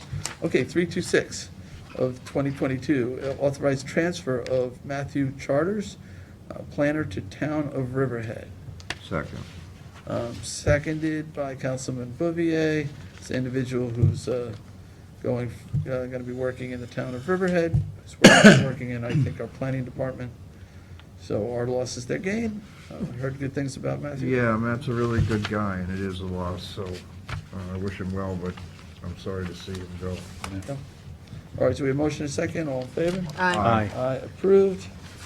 327, update town workplace violence prevention program. Second. Seconded by Councilman Scavone. All in favor? Aye. Approved. 328, notice of public hearing on the acquisition of land of 408 Flanders Road LLC for water quality improvement purposes. Second. Seconded, hearing will be held in person April 12th at 1 PM. All in favor? Aye. Aye, approved. We're getting there. 329 of 2022, notice of public hearing on the acquisition of lands of Sposato Realty LP and amend CPF project plan and CPF management and stewardship plan to include properties. Second. This is in West Hampton. Hearing will be April 12th, Tuesday at 1 PM, right here. Second by Councilman Bouvier. All in favor? Aye. Aye, approved. 320 of 22, notice of public hearing on the donation of lands of Gerrymander Holdings LLC and amends the CPF management and stewardship plan to include properties. Second. Seconded by McNamara, Councilwoman McNamara. I'm just wondering if the gerrymander property is kind of All over the weirdly place. shaped. Maybe that's why it's being donated. I don't know, Gerrymander Holdings. All right, so we had a second, it's 13 acres spread out throughout the town. All right, all in favor? Aye. Approved. All right, we're moving on to the walk-ons. 39731, co-sponsored with Councilman Bouvier, appoints Water Quality Advisory Committee for 2022. Second. Seconded by Councilman Bouvier. The names are there. I think there's one new member, right? Will Peckham? Will Peckham is new, and Bud Dunbar, who served He's really well. moving to ex officio. Going to be ex officio. So that means he's a non-voting member He's a now. non-voting member, but. Just I'm sure technical he'll Continue expertise. to have, continue to offer his Oh, expertise. okay. So we had a motion and a second, all in favor? Aye. Aye, approved. All right, resolution ID 39824, authorize supervisor to sign a maintenance agreement with the Water's Edge Civic Association for maintenance of town-owned New York Rising properties within the Flanders area. I guess there are 8 properties that are listed here. Is there a second? Second. No. Second by Councilwoman McNamara. And these properties, I met with the association president. I met with Marty Shea. He's been, Jim Burke has been involved with this, and Frank in my office. And there's a management plan worked out for these properties, and the association will sort of save us some time and money by actually managing according to the way that we want them to be managed. These are, none of these properties are in the Bayview Pines, I want to make that clear, Property Owners Association. These are all within the Water's Edge Civic Association. Okay? So we had a motion and a second. All in favor? Aye. Aye, approved. And the last one. This is 39827. This is warrant number 5, capital number 5, CPF number 5, and payroll liability. Second. Seconded by Councilman Bouvier. All in favor? Aye. Aye, approved. Okay, that's the last resolution. Is there any other business? Is there any other business? Announcements? Nothing? All right, I'll make a motion to adjourn. Second. Seconded by Councilman Bouvier. It's nice to have a meeting in person, isn't it? Yeah. All right, all in favor? Aye. Thank you.